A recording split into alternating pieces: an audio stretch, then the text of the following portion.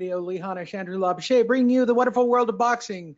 My name is Lee Honish. My job is to make you laugh or make you upset. Whatever. The other dude on the other end of the line is named Andrew Labouche. He is a writer and a passionate boxing fan and Bay Area resident. Hint, hint, wink, wink. That means he's a Raiders fan. Go figure. So, with all of that said, how are you today, Andrew? Doing very good. Natalia got her first taste of what a fight night sounds like in the Labouche house. For those of you who don't know or don't follow Andrew and myself on social media, Andrew had a daughter, bringing the total child count to 25. So I was thinking about this before we started, right? Everybody congratulates the guy on having a new kid, and congratulations. I've already said that, but yeah. Thank you. Your part of the job was what, 2.5, 5 minutes max? I mean, seriously. Am I being fair? Yeah. There's a lot of you. Well, yes, but you're still doing a lot. You're still doing a lot. If you're doing it right, you're doing a lot. Yes. Yes, the 9 months you gotta pamper them. Correct. You gotta be there. Oh yeah. There's an emotional roller coaster you're constantly on. There's a lot of stuff guys do. Don't cut us too short. But I get what you're saying. Lee, you want to know something? We're not carrying a child in our lower. Oh my God. When you're in the room, it's not. I can't give that much advice to her. She yells. Come on, sir. We have 4 babies, and cool story. When we got there, right? We go there for a regular checkup. Seriously, guys. Now she was having contractions all day. She was feeling like the baby was pushing all day. So when we get to the checkup, the doctor's like, "Oh yeah, I think it's gonna happen today. We better get across the street." I was like, "Oh man, are you serious?" Because Lee, we're like 2 weeks early here. Right. So we go across the street. There's no one there. We're in Tracy, California. It's a small town, right? Not too big, outside of the Bay Area. There's no one there. No mom's there. 2 nurses, dude. Christina's got the room. Everything's looking good. We're settling in. All of a sudden, 2 more moms come in, ready to deliver. Now they're understaffed. Everyone's running around. How do you say it? The guy that puts you under? Anesthesiologist. Anesthesiologist. Yes, sir. He's in surgery. Can't be there. Don't know if he's going to make it. So now you got 3 women who are all going into labor screaming, right? Christina's in the lead, though. She was there first, and she was progressing really fast here. So doesn't look like. Well, at this point, I would imagine they get easier, right? They just fall out. Like she could have been. No. You're so stupid. Hey. Baby's doing like a little ska dance as it drops out. It's already doing like it's like doing the walk like Egyptian as it hits the ground walking. They go, man, she's gonna have it. I don't think she's gonna be able to get the drugs. I'm sorry, Christina, we're gonna do this. If you go, you go. So it's go time. And I was like, fuck. No, I'm like, for those of you who don't know, who don't have kids for whatever reason, no Spinal Tap. No, sir. And so this would be, I'm guessing, the only kid she hasn't had the tap on. Yes, with Isadora, our first one, she was like, no, not gonna do it. Going natural. Right. Yeah. Then when she started going in labor, or like the contractions started getting real bad, she was like, no, fuck that. If I can do it, put it in. So she did it with Isa, but it was real late. And then I think she had Isa for so long it started wearing off. So that was just a missed timing. So this one, dude, nothing. She's going in. They gave her 50 millimeters or whatever of some other kind of milligrams should be dead. Milligrams. They gave her 50 milliliters. Hey, I'm not a fucking nurse, okay? I'm not a nurse. They gave her something, right, to knock her down, take the edge off, is what they were saying, right? So she's where was I going with that? Oh, she started screaming. Hey, now you were right. This baby came out. If my lady did it like a champ this time, it was real fast. But while it was going on, it was a screaming. She was not having it, and the other moms went home. No other babies were born that day. Swear to God, true story. Hey, it went back to just Christina in the hospital. And there you go. Yeah, that's what happened. Their mother, hey, they and said there's no the story drug. of the fourth Lapache child. Hashtag Lapache for life. Hashtag Lapache. Let me get it right. Lapache forever. Did I get that one right? That's like her hashtag on it. Yeah. Now, the reason for that, for those of you who don't know anything about hashtags, in theory, right, you should be able to search for that hashtag later on in life when the kids get older. If you've done it correctly, they'd be able to look it up. By then, it won't matter because computers will be streaming in our brain. And I don't want to be a futurist on this show, Andrew. You know how that goes. Hey, everybody. Welcome to Fightnet Radio. Lee Hanish, Andrew Labouche, bringing you boxing. It's better than I'm talking about the Raiders, people. I mean, it's different, at least. You want to see what I mean? Watch this. Andrew, what's going on with the Raiders? They're doing good. Listen, there's good news out of Vegas. They're behind on the build, obviously. But they're saying that they got $284 million in PSL and luxury suites right now. 100 of that could have been just Caesar's Palace, but it's still a good sign. And then what was the other good news? Coca-Cola. It's rumored. There's nothing official. But some guy keeps going online that he knows something about Coca-Cola is going to be a major sponsor for them. So if that comes down the pipeline, that's another big move for Mark Davis. There's on still their jerseys, right? Like that's the new big thing in all of sports, getting a placard. I don't know where it's going to be, but they say it's an investor that would attract other people, right? If you get a big sponsor like that, you're going to get other guys that go, all right, maybe they are good business. But the lawsuits are still there. The stadium's still missing a lot of things. So they got a long ways to go, but they had good news. So I got to bring good news with the bad news, Lee. So today, for this week. Do you still hate San Francisco, Andrew? Let's just cover the really important stuff. You still hate San Francisco? I hate the Niners, the Santa Clara Niners. You know, those guys. Okay, so here's a question. This is a legit question. Would you rather, do you know the game? Because it was on a movie last night. They're doing, would you rather break your hand or shoot your friend, right? That's like the gist of the movie, which is really stupid. Jeez. But that's not good. Yeah, well, it's a horror movie, Andrew. Just go along. Oh, you know the game. Would you rather, right? I would break my hand. Would you rather have your child tell you they were gay, or would you rather have your child tell you they're a San Francisco 49er fan? You're so stupid. It's a good one, right? No, it's not a good one. That is so dumb. That is so dumb. I guess you're not playing along. No, I'd like to know the answer, people. I'll press them throughout the week because we break news at Fightnet Radio. No. Thanks, everybody, for listening to Fightnet. We all were given choice. We have the right to choose, make our own decisions, Lee. Believe that. Nothing. Oh, my gosh. This from the other room, Andrew. Are you ready? What? This from the other room from the Cuban. Isn't gay equal to San Francisco fan? It's the same thing. Yeah, well, see, that's something not that's gay. been over.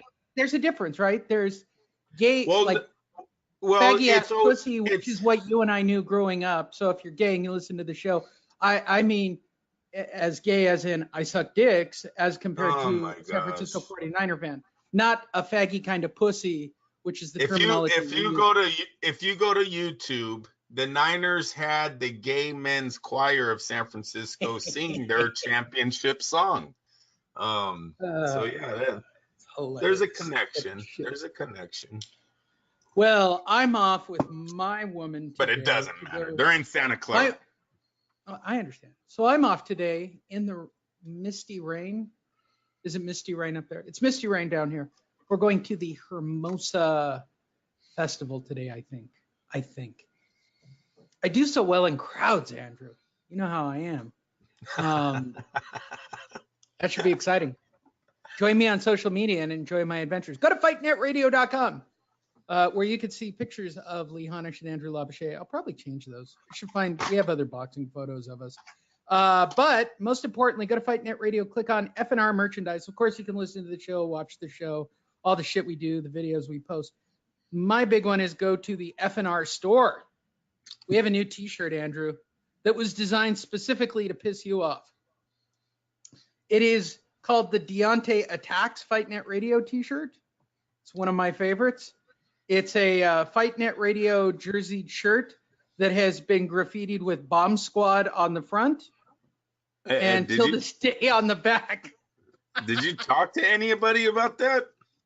Wait, you think he trademarked those names? I don't know. He has a clothing line that says both of them. So what? Oh, shit. They're made in China, so it doesn't matter. Okay, so I learned this at a trade show, right? I wanted to know, I went to the comic book convention in Anaheim. Again, follow me on social media, right? I went to WonderCon, which is like the redheaded stepchild of Comic-Con, which is what most of you nerds know, the one down in San Diego in July. The cool one is in Anaheim. It's called WonderCon. It's not as crowded, same people, right? It was still crowded and it was still 4,000 booths. It took me 2.5 hours just to walk it from the first booth all the way to the end. And that's without making stops on the way back. Then I was dizzy. I was overheated. I didn't breathe right, Andrew. I talked to too many people. It was a thing. But I stopped at the clothing booths that were not Marvel approved apparel. And I asked, I go, how do they make, I'm like, how do they make Marvel licensed gear? She goes, we are. I said, I get that, but how do these other booths get away with making non-licensed superhero shit? She goes, they print it in China. Awesome. Well, listen, our Deontay Attack shirt is printed in China as far as I know, and that's the story I'm sticking with, Andrew. Oh, shit. I really don't know where Teespring's located. I'm sure they're probably here in the U.S., but we don't make a profit on the shirt, so Deontay can suck my dick. He'd have to sue Teespring. I don't know if Deontay makes a profit on the shirt either. It might go nowhere. Well, Deontay listens to the show, so he's probably watching this right now. Get my lawyers on the phone. Yeah, he is. Yeah, he is. Till this day, you're the guy he's fighting. You're the guy he's fighting right now. I got eyes everywhere. You're taking money. You're taking money from him right now, Lee. The only person making money on this shirt is literally Teespring, because I just want to get more branded gear out. If you really want to support the show, we have shirts that are for a profit for Andrew and me, but the bottom row, which is the basic bitch, and I would consider the Deontay Attacks in the basic bitch. You know what? You should have made him feel a little bit better by acknowledging him somewhere on the shirt. You know that? I think that would have made him feel better, but yeah. No, they still tell us to take the shit down. Like we're trying to make money on him. I don't really give two shits. I'm not trying to make money on Deontay. I just think it's funny because Deontay, I'm in a spot, Andrew. Okay, here's my spot.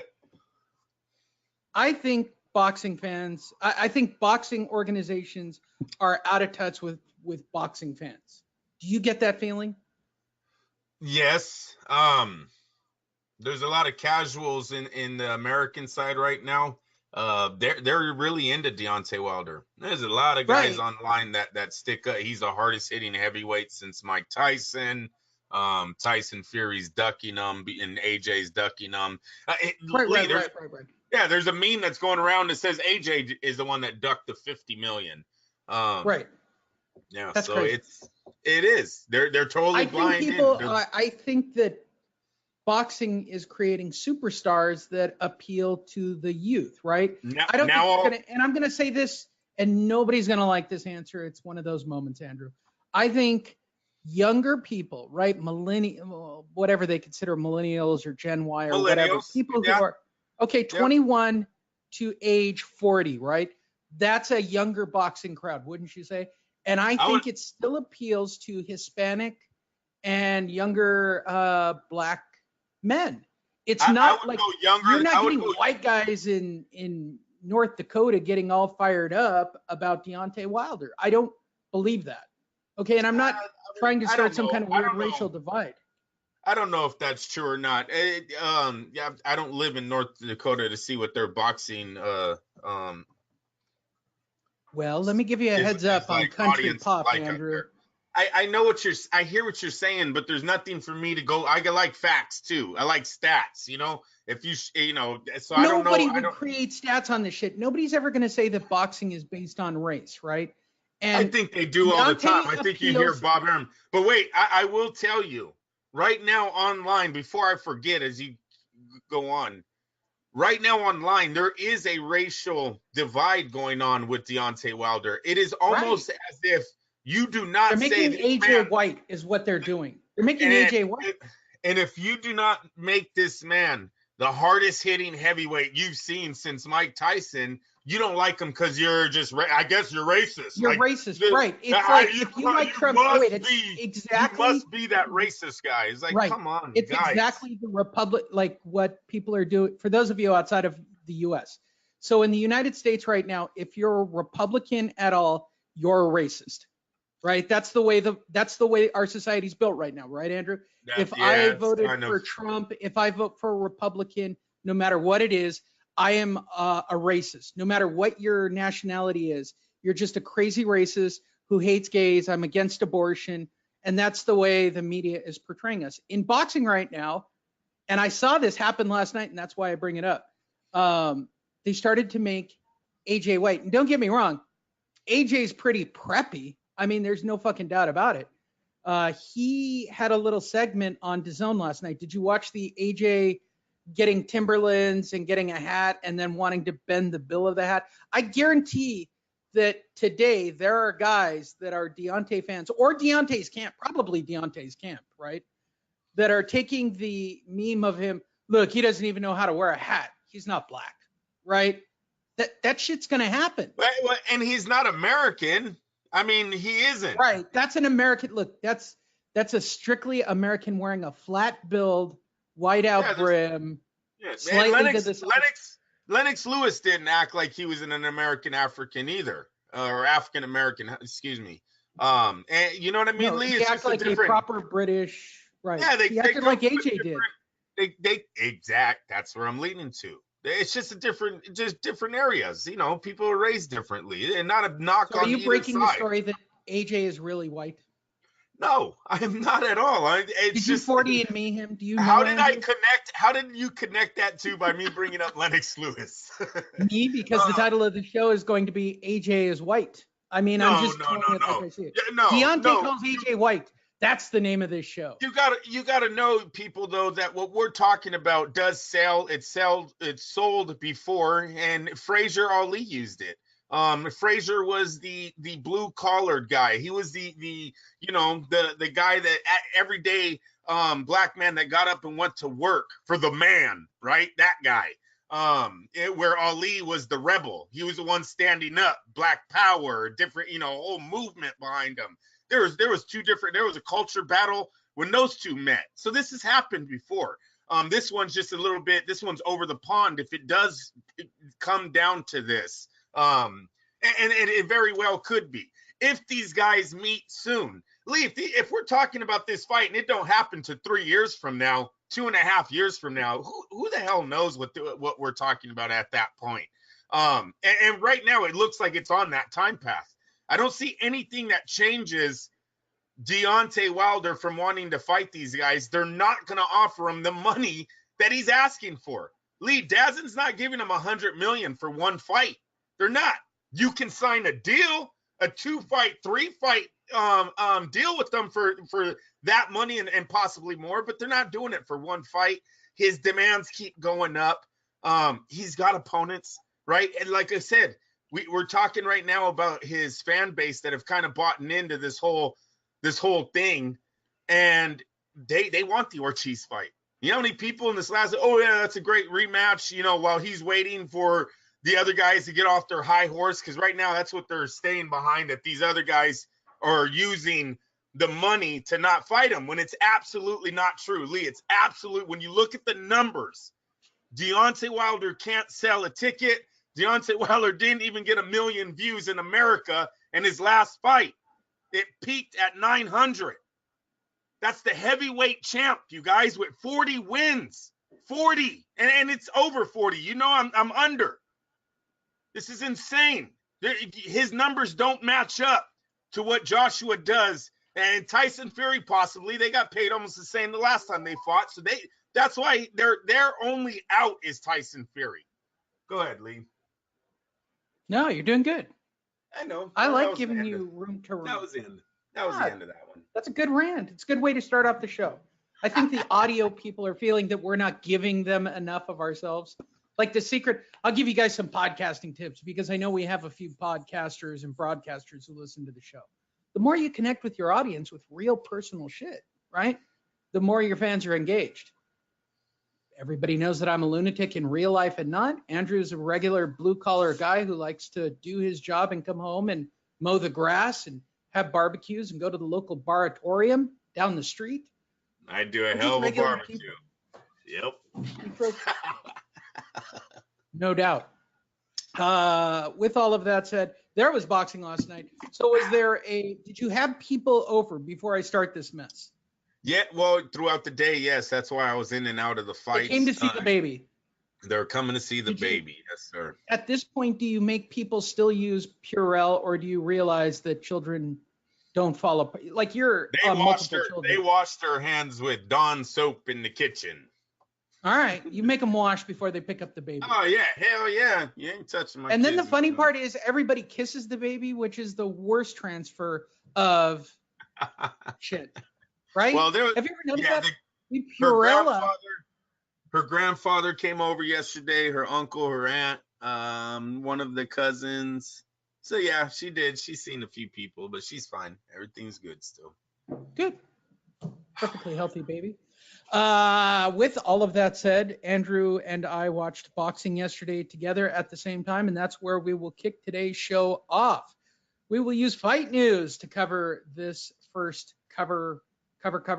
Did you watch ESPN? You were telling me before the show which ones you watched and which ones you didn't. Yeah. So we'll cover the ones I watched all three. Nice. I can't believe you watched that PBC one. Wow. I didn't make it very long, and I watched most of it at 2 times speed, Andrew. I'm going to be honest. Yeah, it's about time. I remember I told you, Lee, it's really hard for me to get up for these guys anymore. One, they're giving us. Should we cover that one right now? Let's cover the one that we. Yes. Let's cover it first. Okay, so joining us on the phone. On the phone, Andrew. Are you ready? Lee, do you know what that says? Yeah, it wasn't a controversial draw. Go it's ahead. Funny though, right? Who's joining us live? Hold on, Andrew. We have a guest. Okay, let's do it. Joining us live from wherever this fight was. I guess a regular on the show, Andrew. It's Ray Boom Boom Mancini. Hello, Andrew. Very nice. It's the fourth quarter, Andrew. All the chips are stacked against this guy, and it's fourth quarter, and there's weird refereeing, and I'm not really mentally all together. They give me medication. Yeah, I didn't know there was quarters. Are we talking football, poker? What are we talking here? Well, I decided going into last night's broadcast, Andrew, that I would talk about football references randomly throughout the evening. I'm not exactly sure why I did that. The producer kept saying, touchdown. I don't know what that means, Andrew. I don't know. I've been hit in the head a lot, Andrew. I don't even discuss coherently anymore sentences or boxing. I like eating soup, Andrew. I like eating soup. I understand you didn't watch I understand you did not watch the broadcast last night. Yeah, no, there's no point. There's a 4-man tournament in that weight division, and Tyrell Gaja has no part of it. So yeah, and Austin Trout, are you serious right now? How many times can we fucking recycle that name?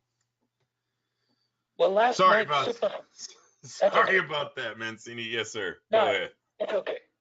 Last night, former welterweight champion Austin No Doubt Trout. Like the way that rhymes. Reminds me of soup. And former title challenger Tyrell Gaja battled to a 10-round draw on Saturday night at Bow River Resort in Biloxi, Mississippi, Andrew. You know what? I don't even know where I am, and I don't know where Mississippi is on a map. But they do have good soup. I just thought I would share that so that we could get past this section of really dull boxing I know that Lee watched it at 2 times speed, but I'm pretty sure he didn't watch it completely. What he missed out on was really bad scoring, based on what I could tell. Austin Trout beat. Let me get history real fast for the fans. Austin Trout beat Miguel Cotto in 2012. Since then, he's 5 wins, 5 losses, 1 draw. Like, come on. There's no, when you have fighting on DAZN, on ESPN, I got nothing left for you, PBC. Seriously, this was your main event. Austin Trout's biggest moment was 7 fucking years ago. 7 years ago. And he's shown nothing since. He's a 50% average fighter since then on wins, losses. This is it. No, I pass. I pass. And a draw. And then you guys give us another. This has to be what, Lee? Their 5th draw of the year. Andrew, the final scorecards for the fight read 99-91 for Gaja, which was correct. 96-94 for Trout, which was wrong, and then 95-95 because the judge got paid. Andrew, do you like soup? Oh shit! I love soup. That couldn't have been that exciting of a fight if that's all you took away from it. What kind of soup do you like, Andrew? Oh no, well, there's a whole bunch. I don't want to get into it. Okay. Do you get a thermos with soup? When I go to the fights, they give me a thermos with soup. All right, that's it for the guests. Gotta cut this guy and off. And there's a coverage of the PBC on Fox. Tune in every week for our show. Again, my name is Ray Boom Boom Mancini, and I have been hit in the head a lot. A lot, Andrew. Do you know how many times I've been hit in the head? I don't know, but it's the 4th quarter, so push all your chips in and let's get it over. Push all your chips in. By the way, you guys are welcome because I just made that PBC card tolerable. Who gets Ray Boom Boom Mancini to come in and talk about a completely fucked up scoring system that made no sense whatsoever? All right, let's get to the shit we'll actually talk about. Let's start off with ESPN Sports Radio. Hey, he's really double-ending. Hey, Lee, Al's really double-ending these deals before he's out, though, right? How many draws are we going to see rematch this year? I don't think he wants to ruin any of the fighters, right? Because he's going to sell them in a fire sale to the UFC or to Japan or whoever he's selling. Like, there's going to be a lawn sale of fighters. And Austin Trout is like on the quarter rack, right? But you don't want him to have a loss, right? Even though he lost, you don't want him to have a loss. That's why we listen. That's why you know what? You're absolutely right. The value goes down in the stable. Correct. No shit. You're selling contract. Okay, look, I'm going to teach you a banking thing. For those of you who don't know, I started off in banking in 1988. And yes, I'm that old. So when let's say you talk about a home loan mortgage, right? So you're a bank and you give loans out, right? And let's say the loans go bad or you want to resell the loans to a third party who buys loans and services them, Andrew. You sell them at a discount, right? And the worse they are, the more of a discount they are, right? Makes sense. It's like your car. Your car depreciates with value. Austin Trout is literally on the verge of being on the nickel rack in the yard sale. Like he's 5 cents on the dollar. What did they pay him originally? Like $25 million or whatever crazy amount of money the PBC pays fighters.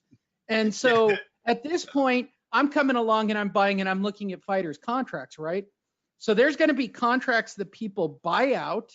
And then there are going to be contracts that they go, fuck it, you're stuck with it. I'm going to go out on a limb, Andrew. Austin Trout's on the fuck it, you got to keep that guy list, right? It's like when you trade a shitty quarterback to another team, but you still have to pay that quarterback. Right. Guaranteed contracts, NBA. Guaranteed contracts mean guaranteed contracts. I don't want to break the news to anybody. The PBC is hoping whoever buys out the PBC is buying all these contracts, right? In some book deal. Because these fighters aren't going to come off of that money. They're not. They want to get paid. Trust me, Adrian Broner somewhere with a big-ass heart on going, I don't have to fight, and I'm going to get paid $1 million a year. Good on you, dude. Good on you for taking that deal. Go back and watch your highlight reel with Marcus Maidana again, you dick. I mean, right? He's been like quiet. The Adrian Broner experiment. Oh, he's the next big thing. He's all about the billions. Then comes Marcos Maidana. What happened in that fight, Andrew? Well, and then came the welterweights, really. He chased the money. A lot of guys did. Granados did. Robert Guerrero did. Omar Figueroa has still been chasing money. Guerrero at least worked the system correctly. Look, I give Guerrero a hard time because he gets beat up a lot. He got paid, but he's also still fighting, so he didn't get to retire, and I don't like that. Because you know what? He missed his pay-per-view moment with Manny. I thought he could have fought Manny right after Floyd. He should have taken the pay-per-view fight with Manny Pacquiao.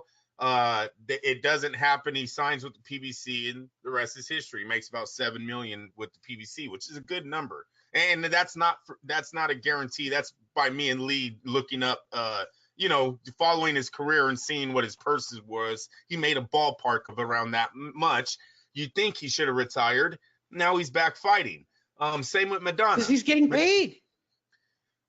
I don't know. They're not the same paydays anymore. Right now, and it's been like that for a while. The UFC really cut back. The PBC really cut back on their payouts to these fighters. That's been reported for a while now.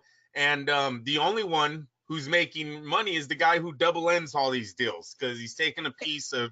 And here's where boxers are not smart, Andrew. Here's where boxers are not smart, in my humble opinion. Okay, where they just don't get the skills to live life, which is why, if you're a real history fan of Fightnet Radio, you'll remember fighter advice that we used to give out on this show, because most fighters are idiots. And then the PBC came along and basically said, "Fuck it, we're just going to give everybody Christmas money." The reason I bring that up, right? Let's say I'm a guy like the Ghost, right? Let's say I'm Robert Guerrero. Do you know in your household what your monthly nut is, Andrew? Like what you need to bring in to make your house operate at its current level? Plus or minus. Yeah, it's like $2,000. Yeah, about 18. I think 1,800. I think. No, I think it's more than that because my mortgage is like 15 off. Clearly, your wife's in charge of this. Yeah, fuck, man. I should have asked her. Yeah, it's say $2,000. Say $2,000. Let's say it's $2,000, right? So that's what's called your monthly nut, right? And your job is to make a little bit more of that so you can save for the kids, right? So let's say you're Robert Guerrero and your lifestyle's a little bit bigger and your monthly nut is $20,000 or $30,000, whatever it is. It's not far off from where my nut is, Andrew. Jeez, you have no idea. That's insane. What is going on in this house? A lot of headaches. You think that I'm having wild parties and crazy shit going on, and it doesn't seem to be that way. I have cats. That's what I have, Andrew. But the reason I bring that up, a guy like Robert Guerrero can figure out what his monthly nut is and then put on local cards in the Bay Area, sell them out, and probably make $10,000 to $20,000 or $30,000 for those type of events without getting into the ring with stone cold killers. And I understand the logic of fighting once against a bigger name that'll pay you hundreds of thousands of dollars, or fighting on a monthly basis to make tens of thousands of dollars. I get that. But at this point, wouldn't you take fights that you could win that won't cause you there's no way I believe that any boxer, once they retire, is going to stop sparring or stop training altogether, right? That just doesn't happen. So why not get paid, use your name, create these little, the Roy Jones model, right? Create organizations. We always stay in say the that, limelight. but truth is they're looking for the $1 million payday. He don't give a shit about losing. He gives a shit about making $5 million on the way out. You don't want to lose while you're making $10,000 and you're hoping that people show up so you can make that $10,000, which Robert in the Bay Area is an average about 8,000 ticket sales for a live audience. About 8,000, I would say, was Robert's average his whole career. He might have had some fights where he did a little bit more, especially around the Andre Berto big victory that led him up to Floyd. And really matter of fact, don't even know how many times the PBC brought him back. So I'm probably lying on that one because I don't even think the PBC brought Robert back to the Bay Area, which is just beyond me because when Robert was younger, he was able to do he fought in Oakland, fought in San Jose all the time. So yeah, I don't know. I don't know where I was going with that one. Oh, yeah, where I was going with that. No, where I was going with that, Lee, is he doesn't want the little fight. He doesn't want the San Jose thing that he has to do all the work. He wants to show up, make $1 million. If he loses, you retire. If you win, you move on to make another $1 million. It's the easy life, right? And that's why these fighters do it until they literally have someone say, you're fucking worthless. Get out of my office. And that's when it's all bad for these guys. And then they're stupid, and then they take stupid fights. And you got to stop saying that, because that's not right either. Listen, boxing, there is no sport that demands more than this one. All right, none. It's science. This ain't coming from Andrew Lapichet. This is coming from the Olympics. Science. Scientists have looked at these athletes and said, you know what? Boxing is the most demanding sport here. So with that being said, there's a certain time in a young man's life when he has everyone's saying, dude, you're going to go gold. You're going to represent the USA. You're going to do – they have to make a decision on school. We all know it. Yeah, they do homeschool, and they're doing it probably online, and that's all great. You see football players doing the same thing during college nowadays. A lot of their shit is online courses. They don't – this is why some of them don't do great on the business side of their career, right? They don't do great on the decision. It's not like a boxer. You had to be dumb to be a boxer. That's not a good thing at all. Some of these guys had a decision they made. They had to leave school. That's all it comes to. Lee, when you have to leave the country and go train and go fight in a world tour or a tournament, I'm sorry, there is no time for school. You got to make that decision. Some it pays out, some it does not, right? That's the fucking gamble you're taking, but that's life, man. And all this was based on us having a yard sale for the PBC. All right, let's move forward.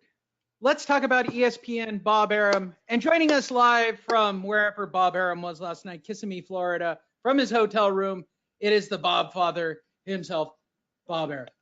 Hello, Andrew. How are you today? Very good. Very good. Hello. Are you there? I got a bit of a cough. You watched the telecast. I coughed all night. I looked like I was having seizures, but I got the fucking cold thing, Andrew, you know.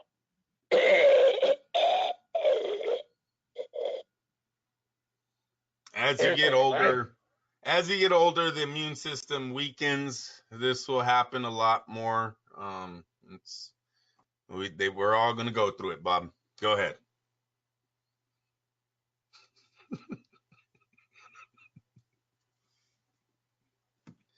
What happened? This would be like a bunt. This wouldn't be a single or a double.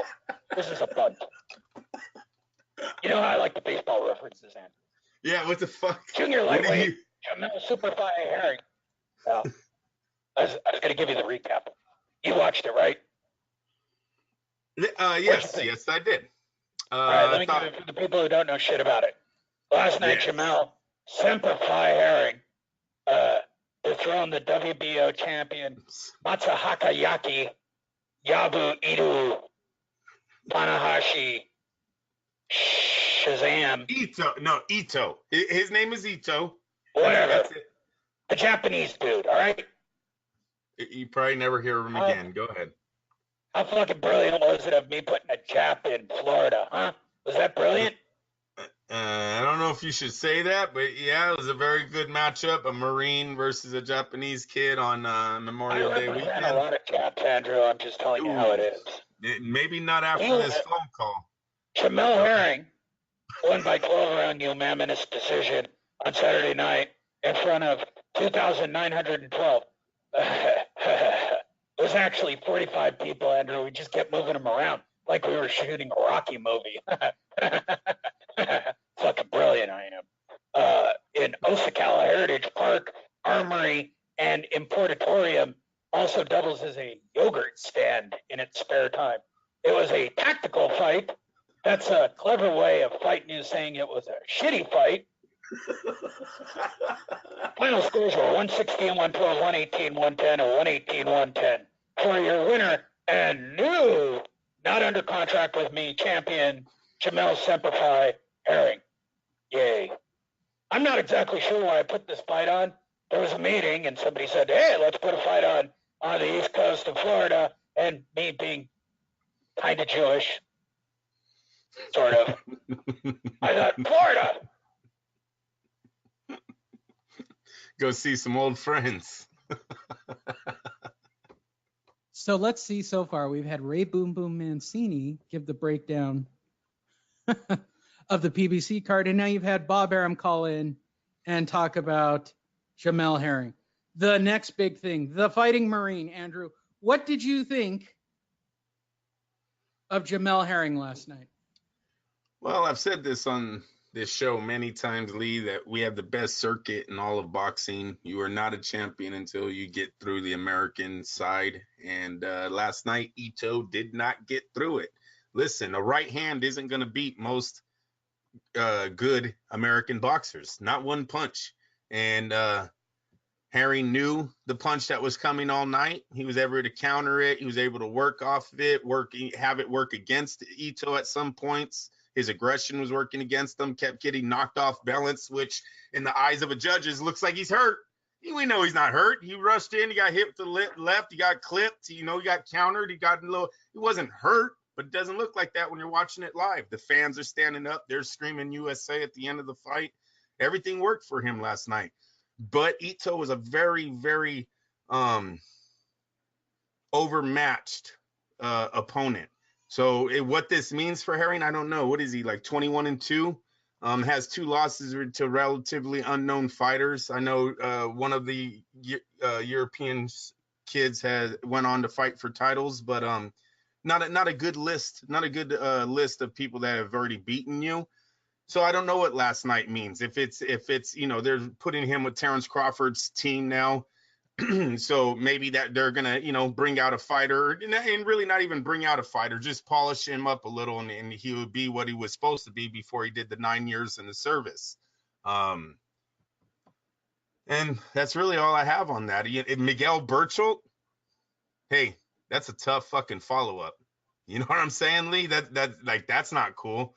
Top rank kind of, maybe that's why, you opened up with he's not under contract. Well, that's what happens when you're not under contract with the guys who put you on their telecast. They go ahead and invite the meanest dude in the division and say, do you want to fight him next?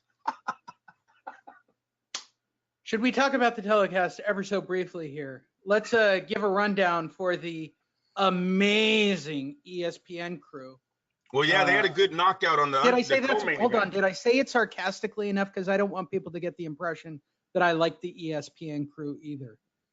The amazing Kregel. ESPN. Did you catch Kregel's his moment where he was trying to impersonate the Jim Lampley, the great Jim Lampley? He cried. He started crying last night. Did you catch that? Yeah. First of all, look, you already know for those of you who aren't regulars on the show and don't know my feelings on Kregel, and now I've gotten the opening to talk about Kregel. Somebody needs to take the stick out of his ass. I mean, seriously, I have never seen a guy so ready to go postal. Like, I want to make sure now that I come into a fight at the same time as Kregel to make sure he's going through the metal detector. Because I'm pretty convinced that they're trying to find a way to move him off camera and away slowly because he's going to go fucking postal at some point. He seems so wound up, right? He looks like Draymond Green. Can I say that too? This young man looks like Draymond. Like Draymond Green should give him his ID. He probably would have got into the clubs back in the day. Draymond Green being on the Golden State Warriors. Not Kregel, by the way. He means Haring. I would imagine. Yeah, watch the video, you guys. Kid looked like Draymond Green the whole night. He's watching the background video of, Haring. With that said, how do you rate Timothy Bradley this week? Nah, they can go. How did old Fish Eyes do? Will you stop? He was going for it. He wanted the right hand to land. You can see he's begging. Look, going into the telecast, he was like, Ichio. What was he saying? I don't know, the Japanese word for right hand over and over and over again. Because I guess this guy had a powerful right hand, which was funny because. Okay, so he's got a powerful. If you don't know the history, they talked about it last night. And shout out to Steve Kim, who actually nicknamed a fighter. So he's got a powerful right hand. He got nicknamed the Judge by Steve Kim. So now he walks out to the ring. I'm not giving an ad to Darlene and GoDaddy. What the hell is this on my screen? We're all done with that. I don't want this either. I don't need to see Alexander Usyk. He didn't even show up last night. Fuck him. So, they talked about how Steve Kim gave him the nickname for his big right hand. They called him the Judge.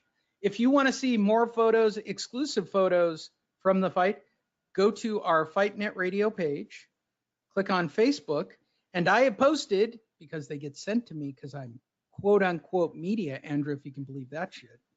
Right on our front page, scroll down. Even with the new computer, it's still slow, Andrew. I don't know how I feel about that. All right, here you go. Right on our front page, I just posted the complete press release from the event. I also, Andrew, posted up a bunch of photos that were sent to me from Top Rank. And you can click on those and scroll through them and see candid shots of Bob and his cough with Haring. I wouldn't have touched Bob. He was coughing a lot last night. His wife, I guess, maybe it's his aunt. Is that his mom? I don't know, bro. I don't even know what that picture is. I got to go back to it. What? Who? Baby mama? I don't think he could do better. I think he could. Lee, will you quit? I'm just calling it, right? His connection with Terrence Crawford, which went on and on and on and on and on and on and on and on, and mentioned so many times last night, and so many cutaways to Terrence Crawford. By the way, Terrence Crawford was there with us, with a white woman, Andrew. I saw No, it. he wasn't. That she works for Top Rank. You're so dumb. Oh my gosh. That was the Top Rank reporter. That's her. That's who she was sitting by, right? No, that's not who he was sitting next to. That's your white girl right there, Lee. That's her. Yeah, I knew you were gonna say that. I seen it too. Don't just start. It was a reporter. Don't start rumors. That man's got 4 kids. Deontay Wilder fans, I'm gonna say it right now. Keith Thurman fans, listen up. Okay, PBC fans. Terrence Crawford is not really black, even though he is the blackest man I have ever seen. Like, he's Wesley Snipes black, bro. He's black. What are you talking about? Where is that going? Look at how dark he is. He's darker than Haring. Yeah. Oh, how could you say that? Let me get back. Look, I'm the whitest white guy. Am I the whitest white guy you know? Yes. Let me say something.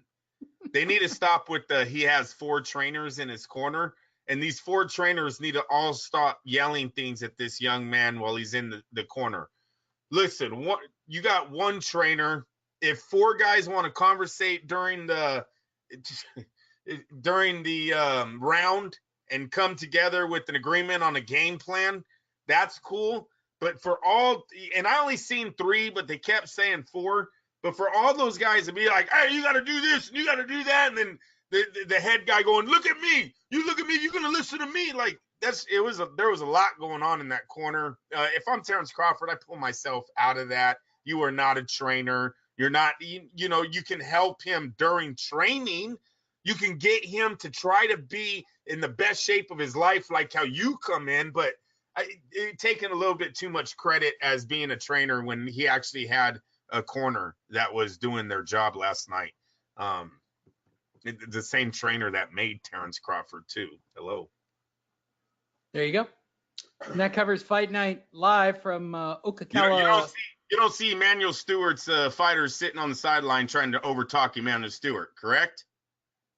Well, since Emmanuel Stewart is dead, Andrew, I haven't seen it. You're a historian. You're a historian. You know Emmanuel Stewart, correct? All right. Lennox Lewis never sat on the sideline. There was only Manny in the corner. There was nobody saying another fucking word. It wasn't even like the Deontay corner where Deontay is apparently his own coach. Yeah, look at that picture. Look at that picture right there. Haring's not even looking at his trainer.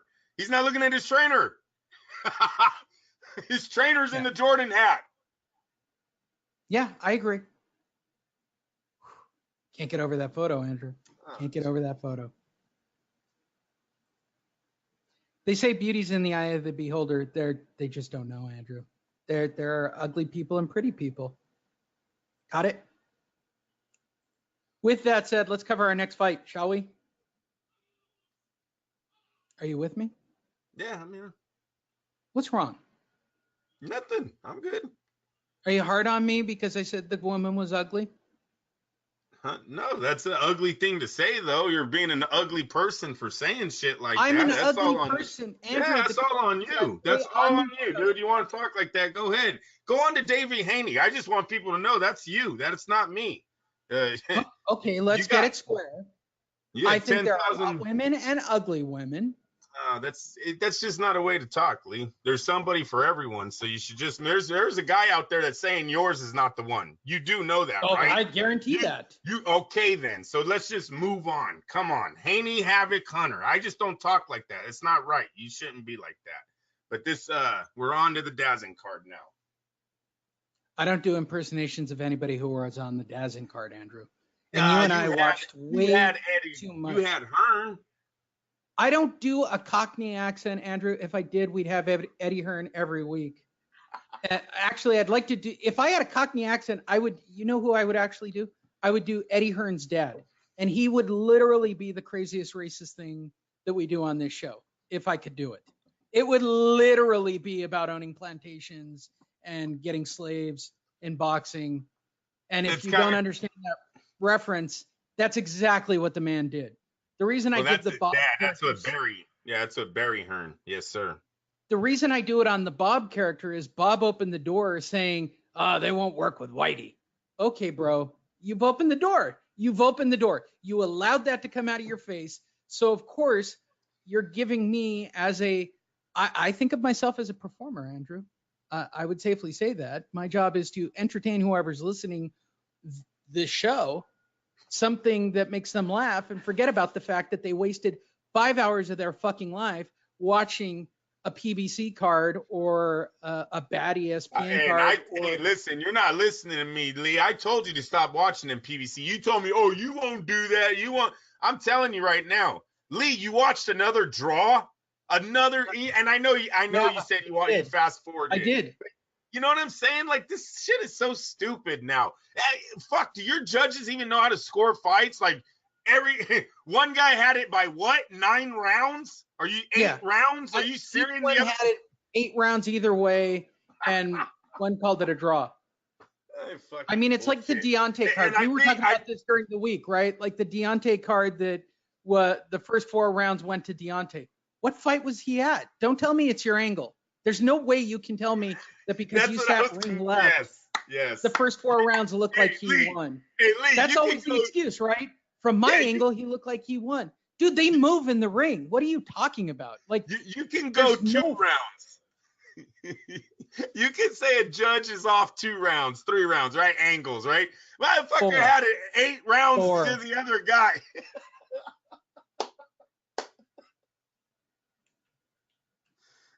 Yeah. I'm so over the PBC. I'm sorry, you guys. If you don't listen to the show because I didn't cover Austin Trout versus what was the other dude's name?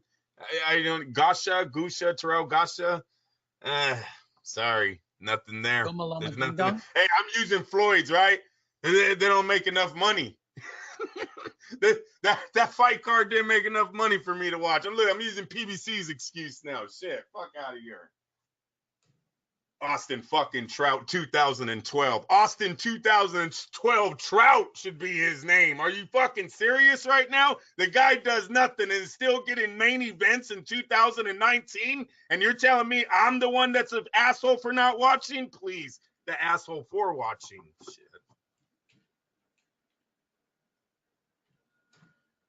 DAZN had a card last night. Andrew and I watched most of it. I watched it live. I'm pretty sure Andrew's going to have a problem with my particular takes on the fight. And since I'm going to give Bad Lift a credit for the recap of this entire fight night, we'll start with Jessica McCaskill and Ania Sanchez.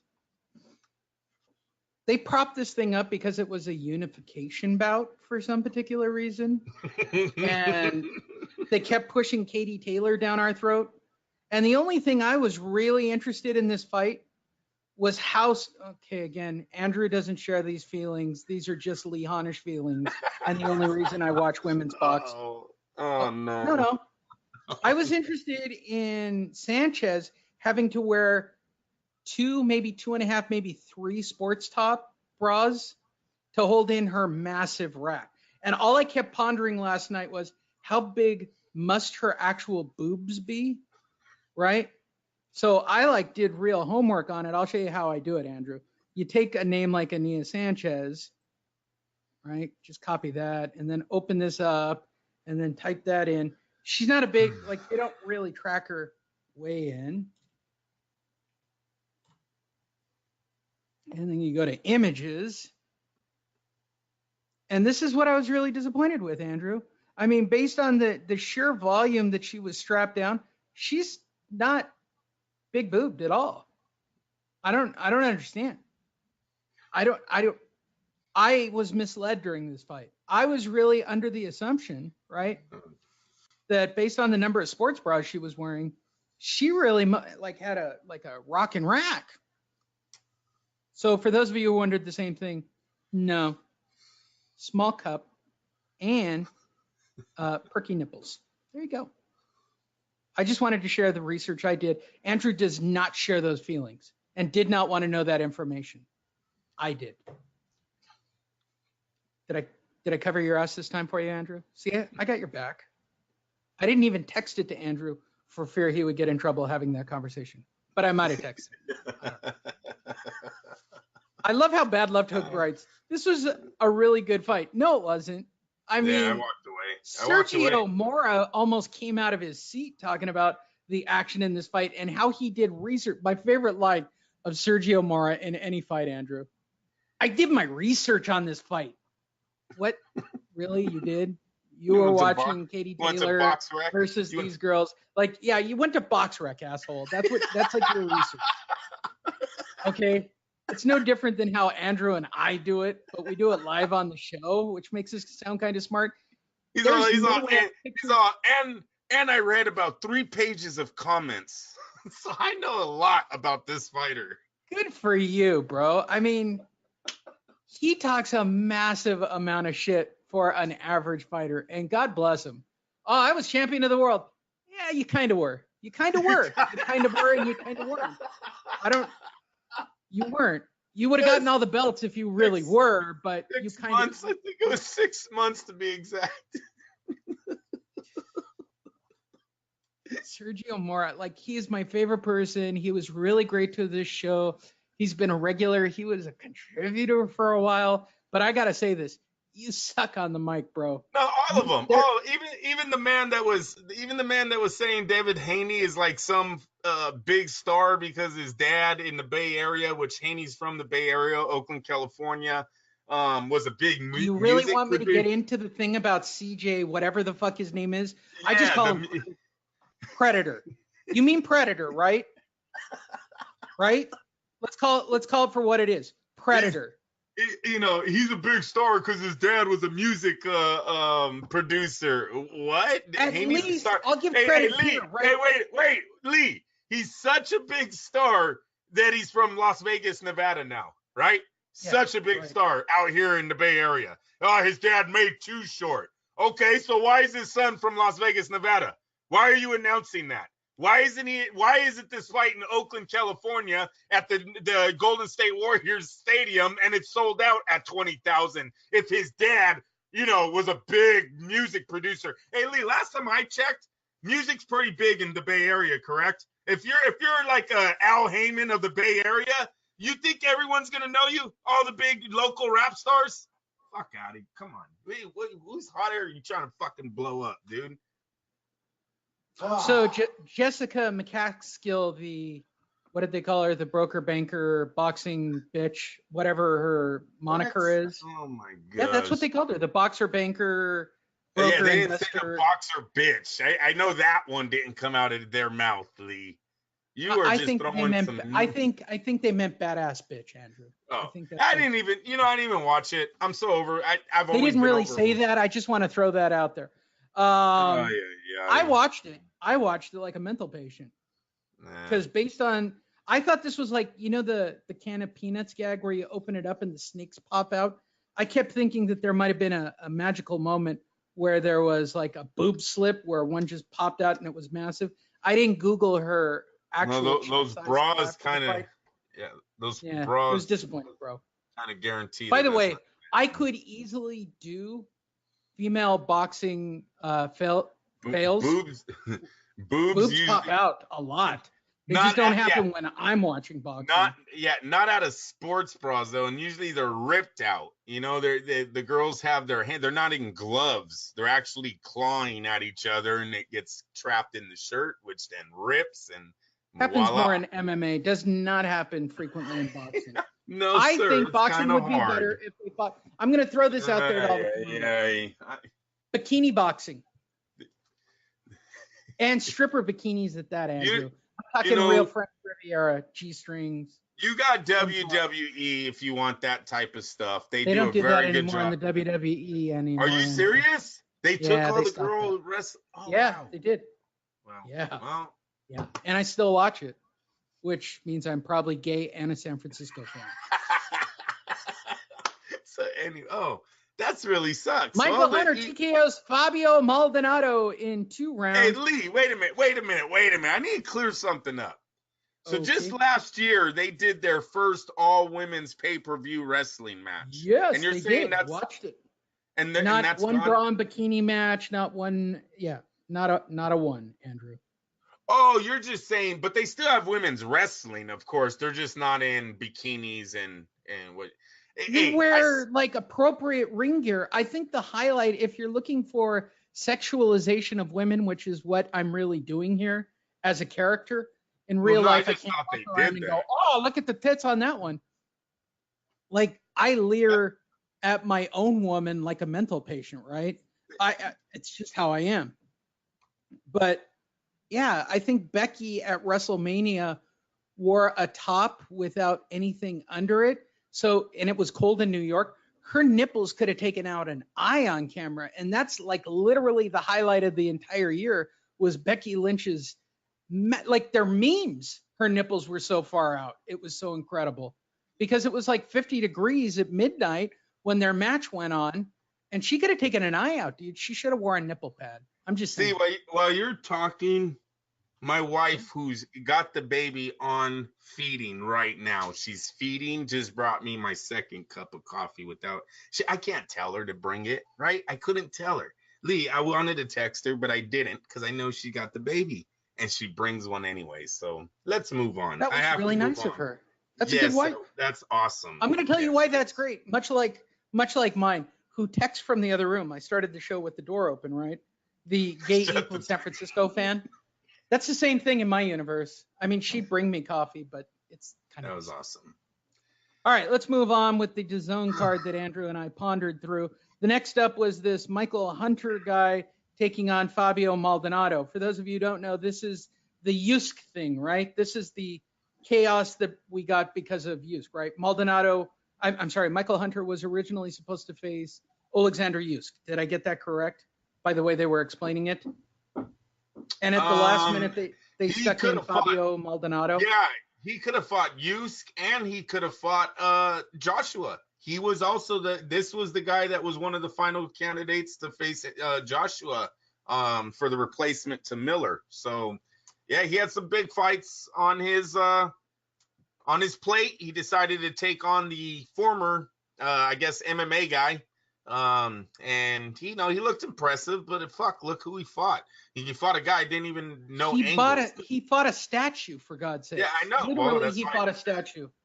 And they kept punching it up, right? Oh, he was former MMA and kickboxer and did this and he did that. And yeah. Well, he had a decent resume. I bet you he lost to everybody they named. But he at least had a decent resume. He's never been stopped. My favorite stat when a guy gets beat like this, he's never been stopped. Okay. Hey, you You see that in boxing a lot. Even the great De La Hoya lost a bet to Camacho when he told everyone he would bet him that he was going to knock him out because no one had ever stopped Camacho. So they run with that bullshit a lot. Which takes us to our next very weird fight of the evening. Flip Shamalama Ding Dong defeats in literally under 60 seconds Gregory Corbin, who after the fight was just complaining that he got hit behind the head. What he got was knocked the fuck out because he got hit right at the ear. He got hit on the ear at the temple on an inside sit-on right hook, which nobody explained correctly. He brought it in, turned on it, sat on it, and put this dude so far out that he wasn't even sure where he was hit. Andrew, what did you think of the next big Ivan Drago creation from Eddie Hearn? No, not too much to see there. This showcase, he did his part. He will move on. Corbin, if he was on the PBC, that back of the head thing would have worked because their fans would have just said he did get hit in the back of the head. And if you're not saying that, it's because you're racist. So you should tweet that out. Hey, Andrew. What? You're not going to believe it. You ready? See that all the time online now. It's fucking pathetic, Lee. It's the country we live in. Look, I probably wouldn't hammer half the shit I hammer as much, but I think everybody's the lines, and this is just in the U.S. Apparently it doesn't happen anywhere else in the world right now. It's just the United States thing. We're so divided based on race and religion and culture and everything. You're all stupid. I'm just saying that out loud. Andrew, joining us on the phone. Yeah. No. You're going to like this, Andrew. Joining us on the phone right now, Andrew, from Canada, Mauro Ranallo. Good morning, Andrew. Did you see the punch from Flip? They heard it all the way in Brazil. Mamma mia. So fucking stupid. You're welcome, Andrew. It's just for Andrew. And in the main event of the evening, possibly one of the ugliest knockouts I've seen in forever. Davie Haney takes on a guy named Moran, who you're never going to hear from again, who I hope to God never fights again. Davie Haney will probably get knockout of the year, but I am telling you, this is like, oh, he broke his neck bad. Like this was Davie Haney moves into the top position on this DAZN card. For those of you who don't know the history, this was a Alexander Usyk situation. It turned into the Davie Haney show. Davie Haney, who has never been known for power, based on his own words, said, I'm going to move into the limelight. I'm going to knock this dude out, and I'm going to make a statement. And literally, for 6+ rounds, Andrew, it was an workman-like performance, wouldn't you say? There were moments where I thought Moran was in the fight, and mostly it was the Davie Haney show. The biggest thing that before we get to the knockout of the knockouts, Andrew, just take it up to that point. Were you impressed with the shoulder rolling speed hands, as they pointed out many times? No, Mayweather. What? I was impressed with his sparring matches online that his dad uses sort of as mixtapes. Well, thankfully, because of DAZN, they're fucking. I learned that so stupid. That's the dumbest angle I've ever seen. Anyways, look it. Oh no, dude! There's many dumb things about what they did with Davie Haney. This is how out of touch DAZN is with everybody. All right, let's. Their name. Their name, about the right? Knockout, or do you want to talk about DAZN being out of touch with American fans? I know. Let's be politically correct and get a guy who looks like the Predator, but his only claim to fame is being a fired gay ESPN announcer. I know. Let's hire him. He'll be great for interviewing people in the ring. What the fuck are you thinking? PBC last night put on a stutterer, Andrew. I shit you not. They brought in a fighter to open up the show, right? Who's a fucking stutterer. A fucking stutterer. I almost choked. Stuff. How did you guys, the dude got nervous first time on camera, started to stutter. You guys didn't even run an air check with him, you assholes, to know that this guy's, fucks. Same thing here, right? So DAZN invested in the Predator, right? He gets up and he's fucking stammering around during the interviews. Okay, maybe we could go to the screen and look. What were you thinking at the, this when you saw what do you see? What? Predator? Shouldn't you go be looking for Arnold or something, or be remaking your movie or something? Makeup's calling. Fuck, bro. Fuck. They're out of touch. They're out of touch. ESPN at least just rebuilt HBO and went, here you go. Here's our improved version of HBO. We couldn't get Lampley. He's too expensive. But here's our version of HBO, right? That's what they did. So I'm kind of okay with what they did, kind of. And DAZN, your Mexican broadcast is better than your English broadcast because you invested in Sergio Mora for some remarkable fucking reason that I cannot even comprehend. Okay? You have Jesse Vargas and Sergio Mora. You went, we got two average guys. Well, let me help you out. Jesse Vargas should be doing both shows. Okay? You fucking shit the bed on this one completely. Let me save you guys a lot of money. Fire Mora, keep Vargas. And I'm not saying that because I stalk Jesse Vargas. I'm saying that because he can talk. Okay? The role of the guy who sits in that second chair, right? You can get anybody to call a fight. It's not fucking hard. Anybody can do it.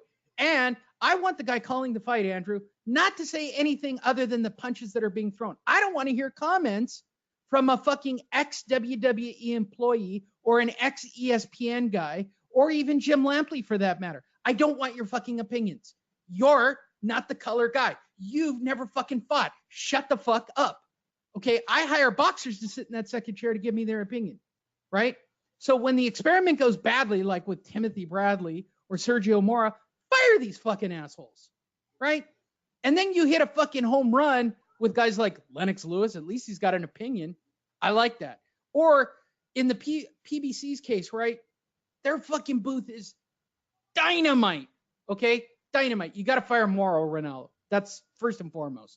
But if you're going to give me Goosen and Lewis as the color guys, that's fucking brilliant. I don't even need a guy calling out the shots. Just let them sit there and comment on what they're looking at. You don't, on a visual fight, they're not calling radio. You can have the dead space. Just let somebody who's got their fucking shit together just sit there and go, let them comment on what they're looking at. I think it would be fucking great. But instead, we've got to do play-by-play. It's 3rd and 10, Andrew. He drops back. His arm is cocked, right? Shut up. We don't need that shit. Nobody is Al Michaels. We have no fucking Al Michaels in boxing. Everybody's got to insert their fucking opinion. You have never done the game.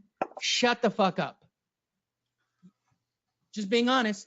Jim Lampley when he was younger. Now because Jim Lampley's older and probably senile would be my guess, right?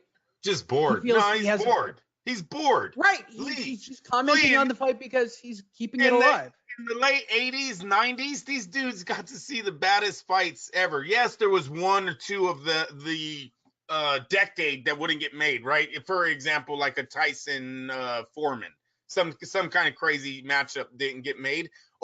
Pryor versus Leonard.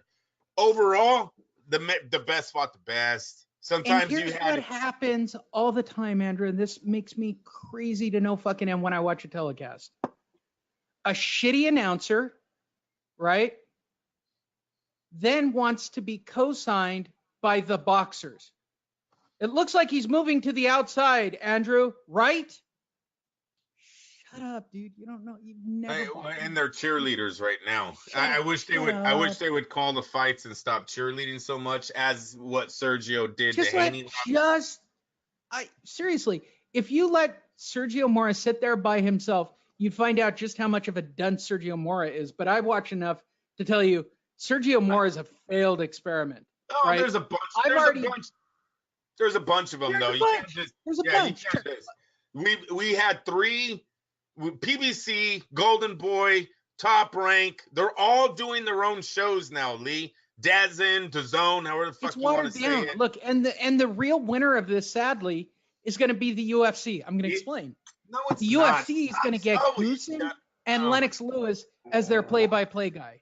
ESPN is winning right now, so I would calm down on that. Goose and Lewis as a combination. Lee, fucking dynamite. But ESPN's winning. So, and who knew that Joe Goosen was that good?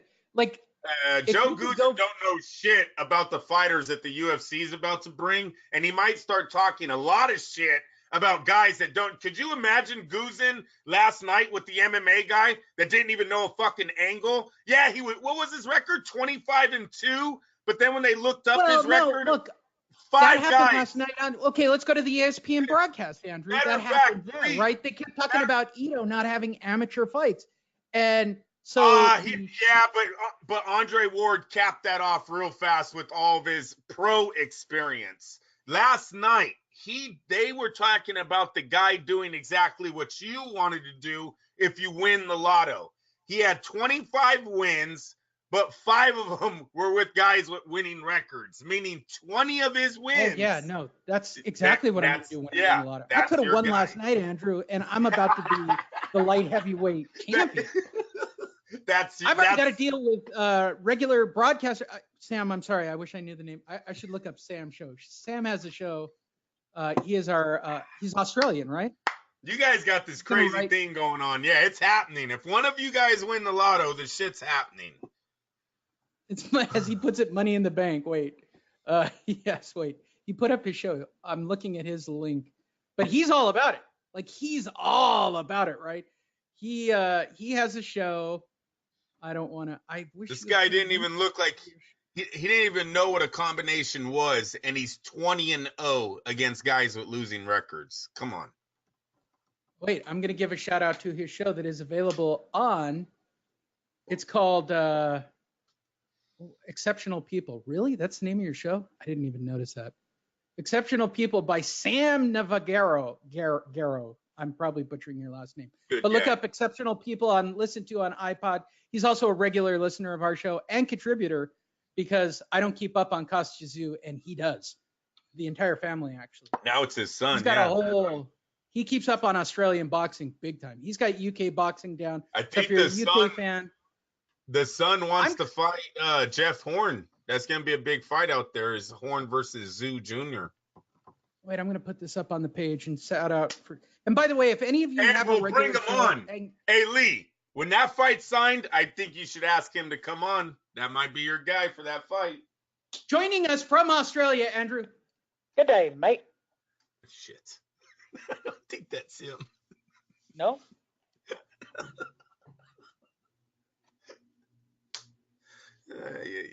What is this? What are you watching? If any of you who listen to the show actually have your show.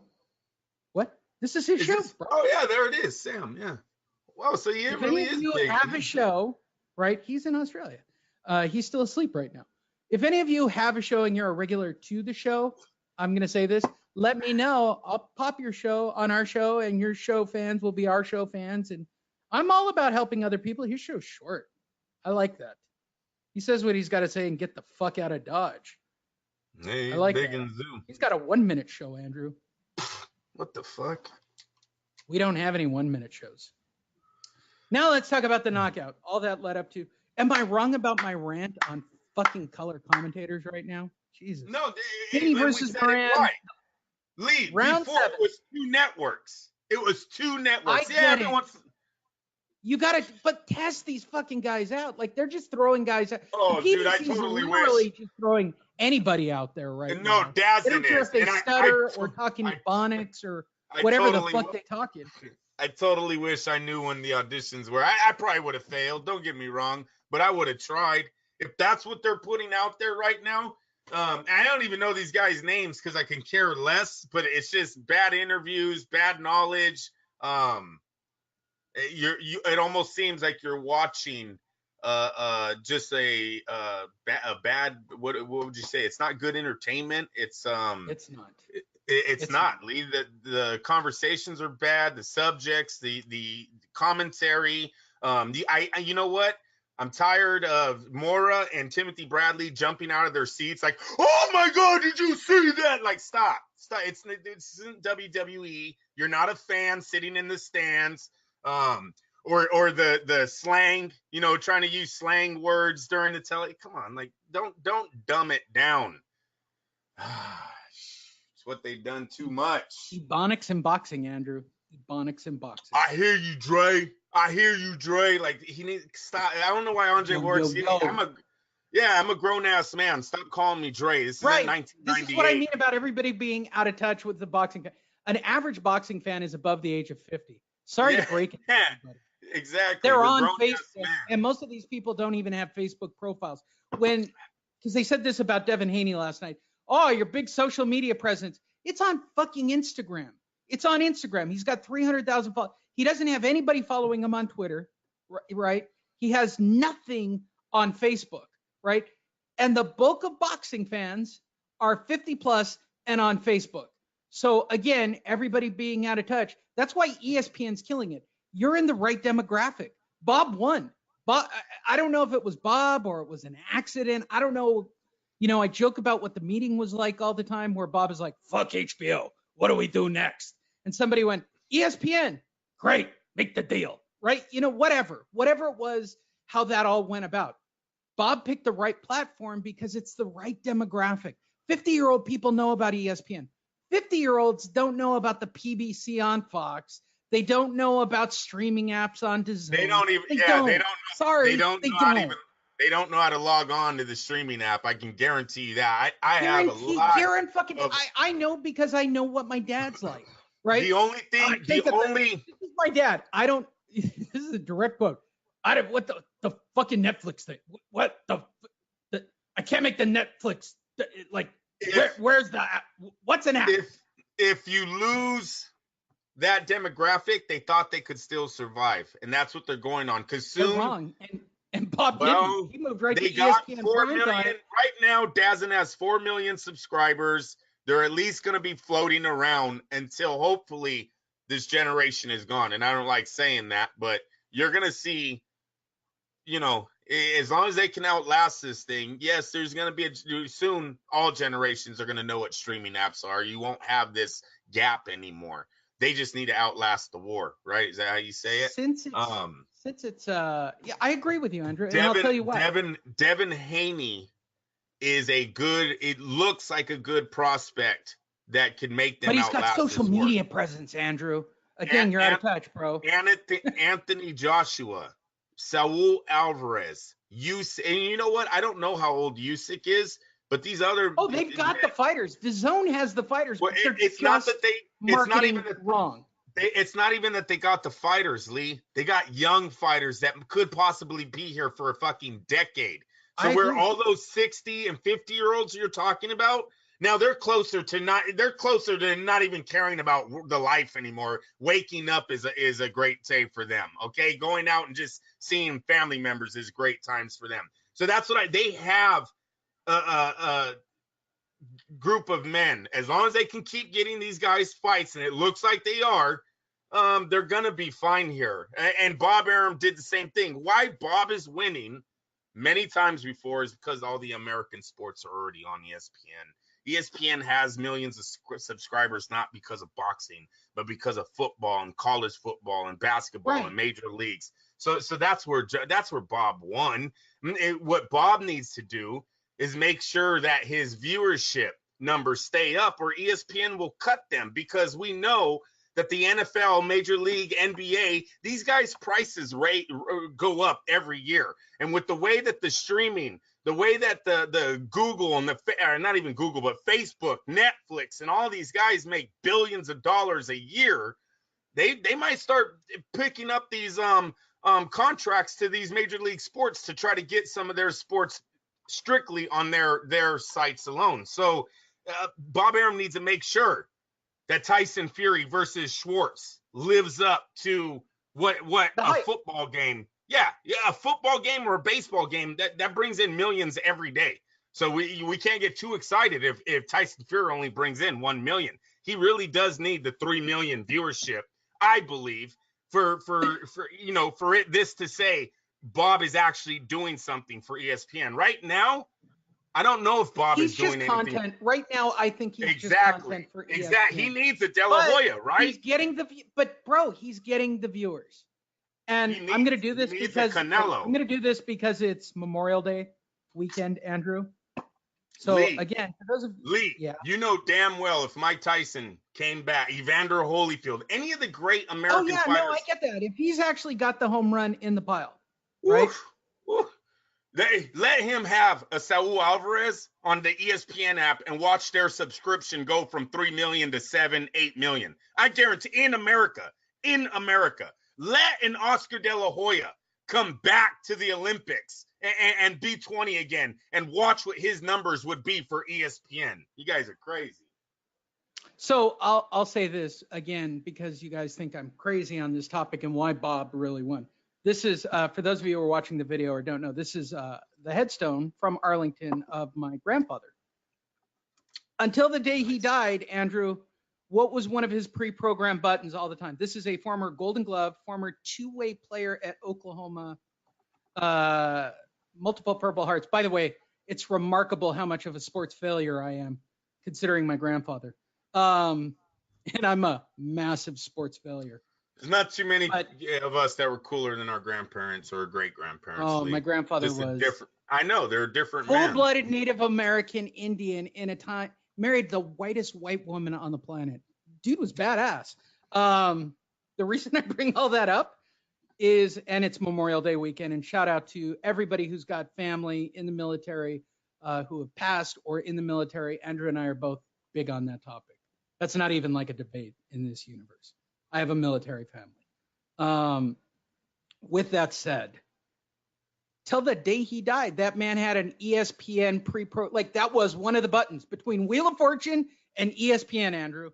And being a boxing fan, I'm telling you, he would have ate the Bob shit up with a fork. He would have. I just know that about him. They all do. Yeah, they all do. And you're absolutely right. Do. It's on their schedule. And DAZN doesn't get it. There's no way I would ever be able to explain a fucking app on his TV. I know it because I can't explain it to my dad. Down at the bottom of the screen, Dad, you want to search for the DAZN app that I've already pre-installed for you. Click on that button. It's going to take it's not loading. You got to relax, dude. It might. Freezes up. I can't explain Netflix half the time. I know. I hear you, Lee. Netflix actually works. I hear you. But Canelo's 28, okay? And if he keeps fighting until these other guys in their 40s, talking of a long time of people watching, paying for DAZN. I think Canelo's there. But I think the 50-plus Hispanic population, right? And he wants the U.S. crowd because that's where the money is, right? And that's what DAZN's trying to crack. That's the U.S. crowd. Yes. Right? Yes, they're looking for Oscar. You're telling me you're a Mexican-American boxing fan from Southern California. I can only talk for Southern California because that's where I grew up, and I grew up on the skirts of East L.A. All of my friends and neighbors were Mexican, Andrew. I mean, that's just the way I grew up, right? We were all into boxing. I got my haircut at a place that talked about nothing but boxing. In fact, when I got involved broadcasting boxing, these guys were into it. Like everything, like that's just the way it is, especially in Montebello. For those of you who don't know, what's Montebello famous for? Who's our most famous fighter? Do you know this? De La Hoya, Montebello. Correct. All right, good job. He's our most famous fighter, Andrew. He is. By far, by leaps and bounds. I'm just telling you, I don't picture 50-plus-year-old guys searching their screen for DAZN or searching around for a Fox broadcast for some shit grade A cards, right? They got ESPN. They know ESPN. It's already in 10 years. In 10 years, Lee, I'll be 49 years old. Okay, you're talking about me. Yeah. So I'm telling you, bro. How much is your daughter? How much is your daughter setting up your TV and doing shit for you technologically now? No, I do all of my shit. I've been working with computers since I was a kid. I've been working with video games since I was a young child. There's nothing my daughter can show me about getting around a computer. I'm dead serious on that. The technology's only gotten dumber. It hasn't gotten it. It was way harder to get around a computer back in the day than it is right now. They've dumbed all this down. So no, in 10 years, I'm the 50-year-old. And yes, I know how to get to DAZN. I know how to get to my ESPN app. So this is what they're trying to outlast. We all know TV's going away. Hell, that's been reported for. We talked about it on the show. Look, I called it before it started to happen. The other day, I called it before DAZN was thing. The other day when you said Showtime had only 8 million subscribers, Lee, that's millions of people from where they were 10 years ago. Millions. Do you know what that stat looks like in one of their conference boards? Yeah, we used to be at I want to say it was like 14 million subscribers, and HBO used to have like 17 million. 8 million now? That fucking line just went down. And I want to talk about this because this happened this week. I was doing marketing stuff this week, Andrew. You can see this on the screen. So YouTube is what everybody points at. Oh, YouTube needs to get involved, and that's where all the social views are. Let's go to the biggest show on YouTube, right? Good Mythical Morning is probably one of the hottest shows. First We Feast, right? These are the biggest shows, Andrew, right? Where you have 15 million subscribers. These guys are getting paid to make 15-minute shows every day, right? But their biggest views are 1 million, 3 million, 1 million, 1 million, 2 million, 1 million. Showtime still has 8 million subscribers. And they're still getting about 1 million views for the biggest fights, Andrew. They just I will tell you this though. How many times you been in a party, even bring up cable, and you seem like the odd man out with the only one that has cable still? That doesn't happen to me because I don't have friends, Andrew. Oh, well, there's more and more people. I don't get invited to this shit anymore. Elite cable and your internet, it's like $300 a month. I don't know what everyone else is paying, but it's some heavy bills nowadays, and it's a lot. Shit. It's almost like the 8 million that they have are just the dummies that haven't fucking caught on yet. That you don't need it anymore. Cut it out. You don't. I know it for a fact. You don't. And anything and if you really wanted Showtime, you guys, there's an app. Check this out, Andrew. There's an app. Check this out. This came up in my timeline right now. Hey. Trip to the Save Mart for Lee Hunish and Andrew Labouche. In my fat phase. Look at that face on me, man. I look like a fucking whale. Yes, Andrew and I have actually gone to fights. I just thought I'd share that on the show for that when I see the video. All right, let's talk about this knockout and get out of this section because we've been here for a while talking about broadcasts. This will be probably knockout of the year, Andrew.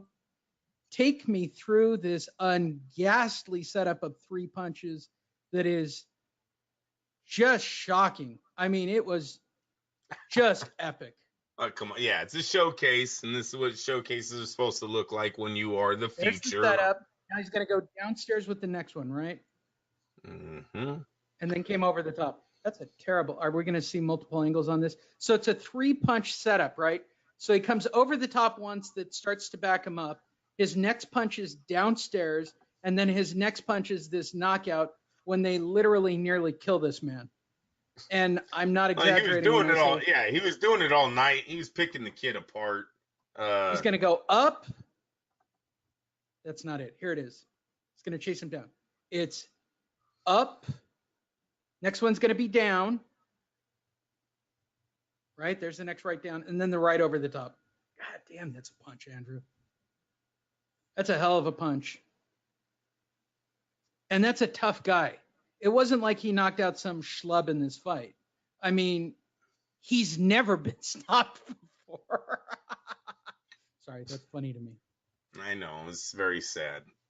Go to fightnetradio.com for all of your Anyways, Haney, listen, Haney, can we talk about the kid? Sure. Let's talk about the kid.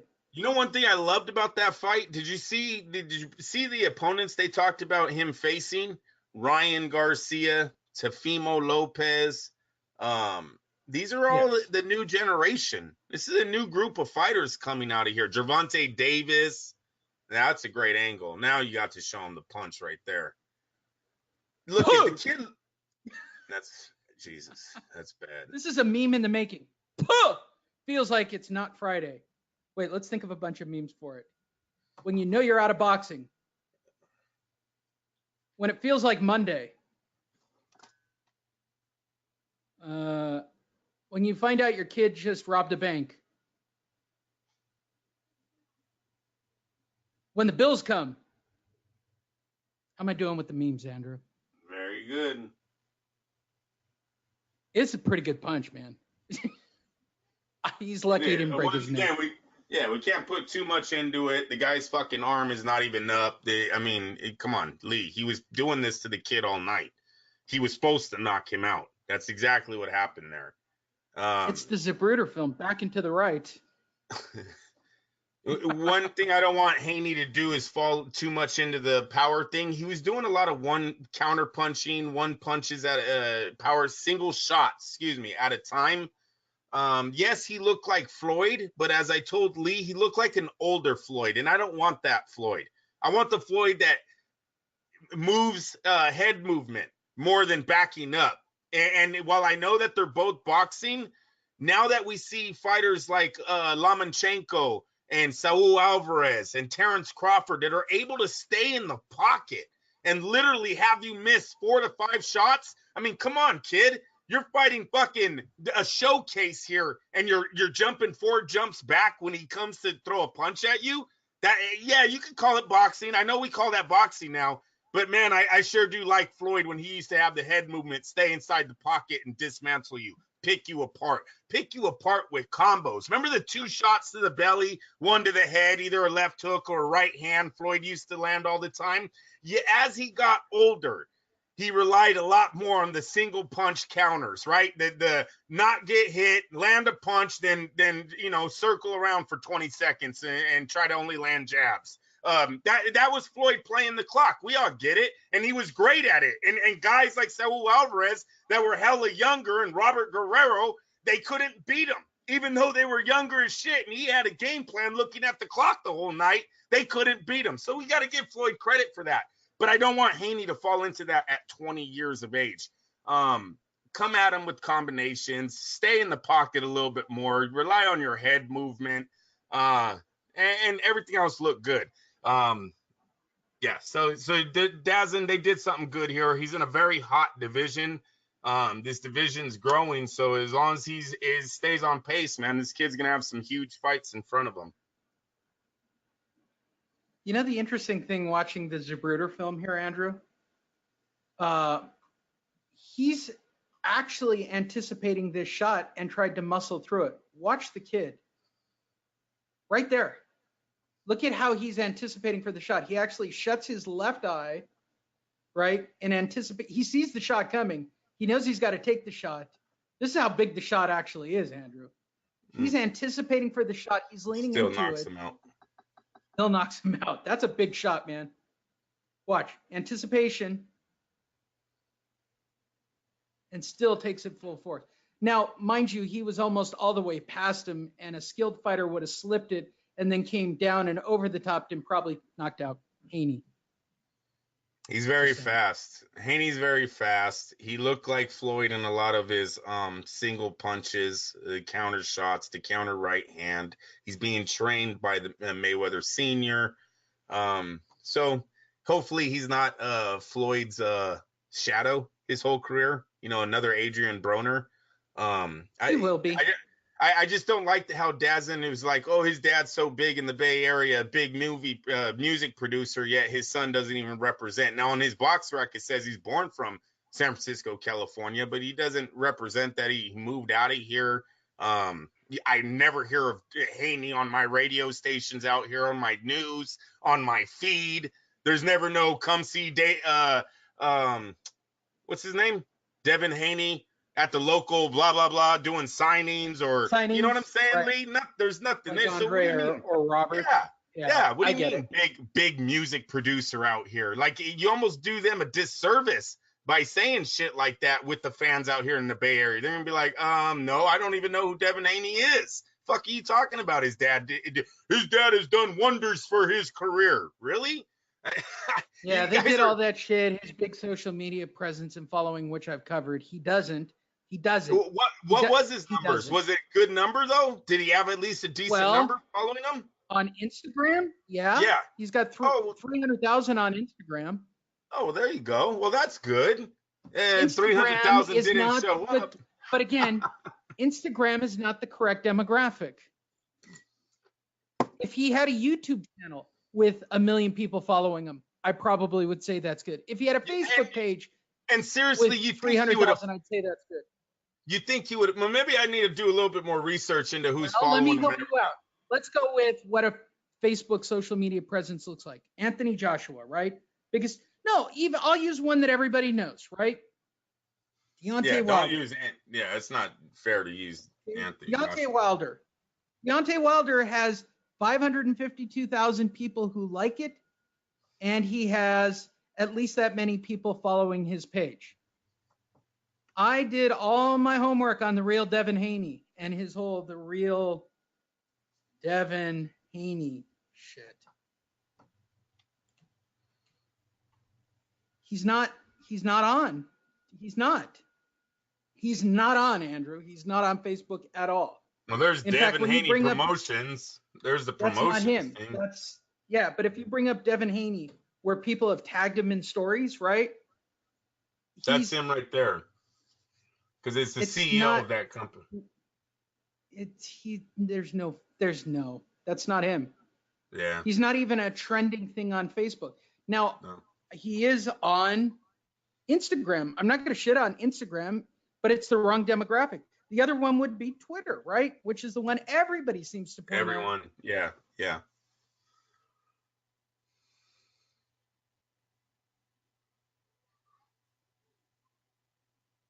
Hello? You froze. Everyone points with you, Andrew. Okay. With all that said, go to fightnetradio.com. We're going to give you a quick little triple header of some news, some bonus material, just because I want to hear Andrew do a rant on these topics. Go to fightnetradio.com for all your news, updates, stories, et cetera, et cetera. The following 3 stories will probably be clipped down and turned into videos. So if you want to check out, because all 3 have video attached to them, they're just the next 3 stories. I'm going to say this. You could turn the show off right now. You got a complete show covering last night. Hey, I'll even go a step further if you want to turn the show off. Go to boxing schedule. We'll look at next week's boxing schedule real quick. But there will be a midweek show where we'll cover everything anyway, because the news doesn't seem to happen until Monday anymore. I don't know why that is, Andrew. It just seems to be that way. But next week, what do we have? That will be June the 1st weekend. I believe that brings us to Anthony Joshua, my friend. Yes, sir.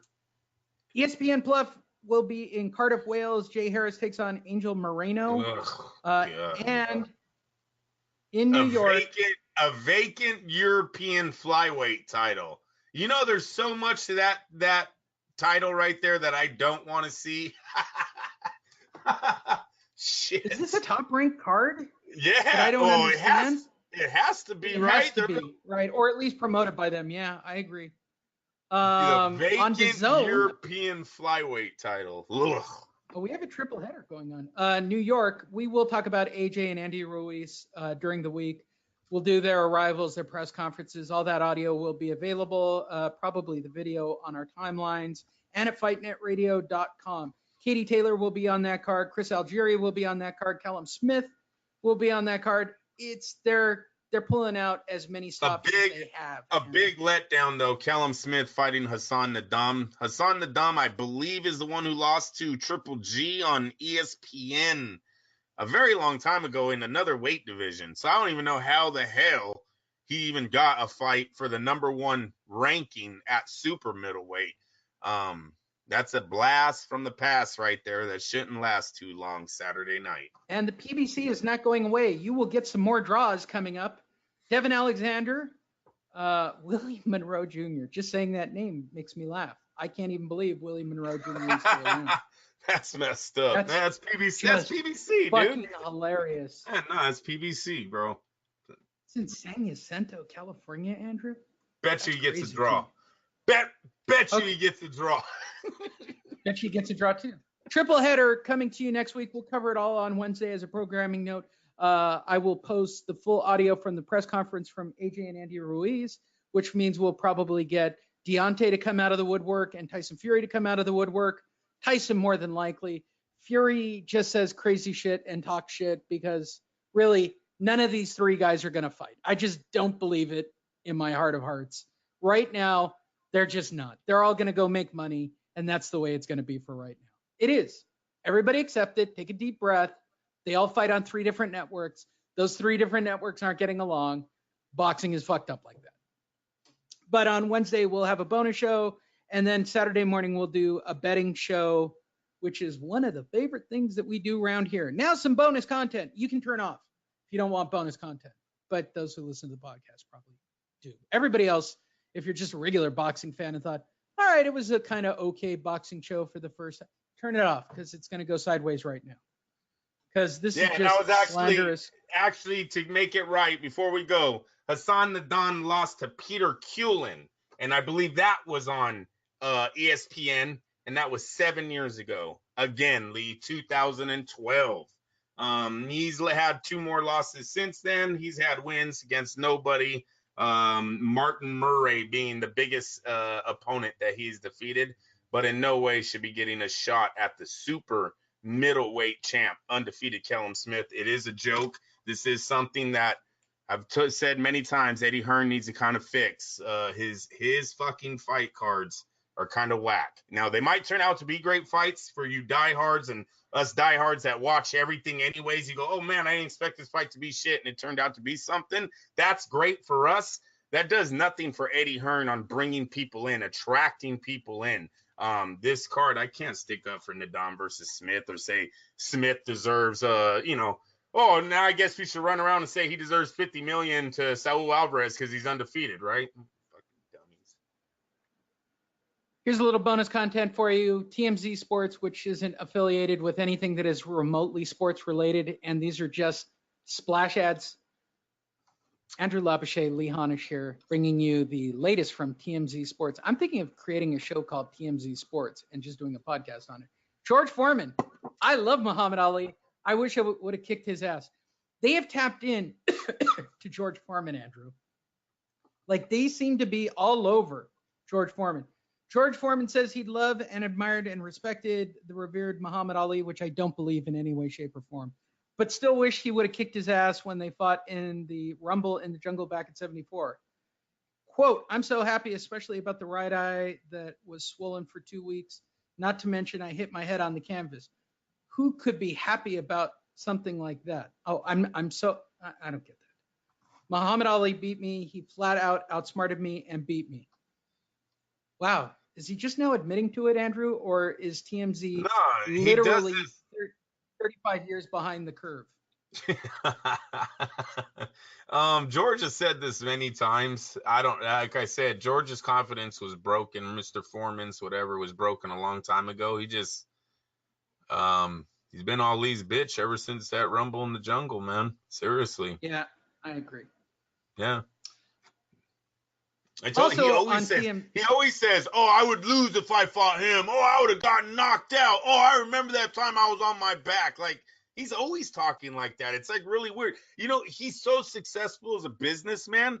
I think he doesn't care that he shits on himself in his professional career, because his professional career don't add up to what he did with that grill. Correct? He never made as much, even near as much money as he did putting his name on the grill. The grill money's dumb. Yeah, so it's almost like literally dumb. I have to guess he's over $100 million. You get what I'm saying? So you can say, "Oh yeah, Ali whipped my ass," but hey, who's richer? Seriously, who didn't have to sell their name? $300 million. Yeah, that's what I thought he was. He's $300 million from everything. That's more money than Floyd. It's an insane amount of money. And you guys, that's what he's worth. Let's see how much he spent throughout the years of the grill. And when he first, what did he sell the grill for? Is that what he said? Do they have on there what he sold? No, he just got a piece of every sale. Is that, and it was $1 billion, right? That grill made $1 billion, they said. Oh yeah, at least. Really, Miguel Cotto's the 20th richest boxer? Good for him. I didn't see that one coming at all. Yeah. No, we have a jump in money. Cotto was a big star and Puerto Rico is just hurting. They're just hurting for stars too. All right, let's just cut to the chase. Who do you think the richest boxer is going to be? I think it's going to be George. It's Floyd. What are you, crazy? It's Floyd. Are you kidding me? Foreman's only number 4. So the top 4: George Foreman, Bob Arum. That doesn't count. He's not a fighter. Michael Buffer. That doesn't count. That's fucked up. It is Floyd. Floyd has, of course it is. $560 million. Dude, that's dumb amounts of money. It's dumb money. I don't think he can spend it all. I really don't. No, I already think he spent half. You're crazy. I think half of that's gone already. A dumb amount of money, Andrew. Lee, he's 42. He's 42 years old, and he spent half of his fortune already. Think of it that way. Stop saying it's dumb money, because Mike Tyson made that kind of money in the 80s, early mid 90s, and blew through that shit too. These guys blow through dumb money like there's no tomorrow. Lee, when you have 2 watches that are over, didn't he just buy another piece of jewelry that's over 18 million after buying a watch that's worth 18 million, after buying a yacht and a plane and a house and a mansion, all furnished with cars, right? He needs 6 sports cars. Some are white, some are black. The house in Miami, I believe, is black. The house in LA is white, something like that. And he has a mansion in Las Vegas. Lee, these guys blow through money like ain't no fucking tomorrow. No, I don't have any confidence that Floyd Mayweather is going to be as rich as he is today 20 years from now. I got no confidence unless he comes back and signs with someone for a 3-fight deal like we were saying, $500 million. He needs to put that money back. But right now, fuck no. That man spends money like there ain't no tomorrow. What was his son? Kevin Hart. Hey, Lee, it's his son's 16-year-old birthday. He buys him a $1 million car. So what happens 10 years from now? How many $1 million cars are you going to buy for your kids? I heard it directly from Floyd. He's got great investments. Oh, I know. Hey, I hope they do. I hope he does. But the way he spends, that 560 is not impressive when you're doing 36 million and 2 accusations. Sorry. So joining us on the show, live from his hotel in Las Vegas, where he's been now for 2 weeks, Andrew, because he hasn't had any fights on TV. Hey, I'm still trying to get a fight, eh? So I'm going to challenge Kevin Hart. Oscar's this is old. A thing. I know. He's right. He just says dumbass. Look at him. Like he wants to promote Kevin. He's called out Kevin, because Kevin trains in boxing and he's actually not half bad, right? So Oscar wants to promote him or put him in the ring with him, and whatever. It's sad. It's really sad. To which Kevin Hart said, "Are you fucking crazy? I'm 40."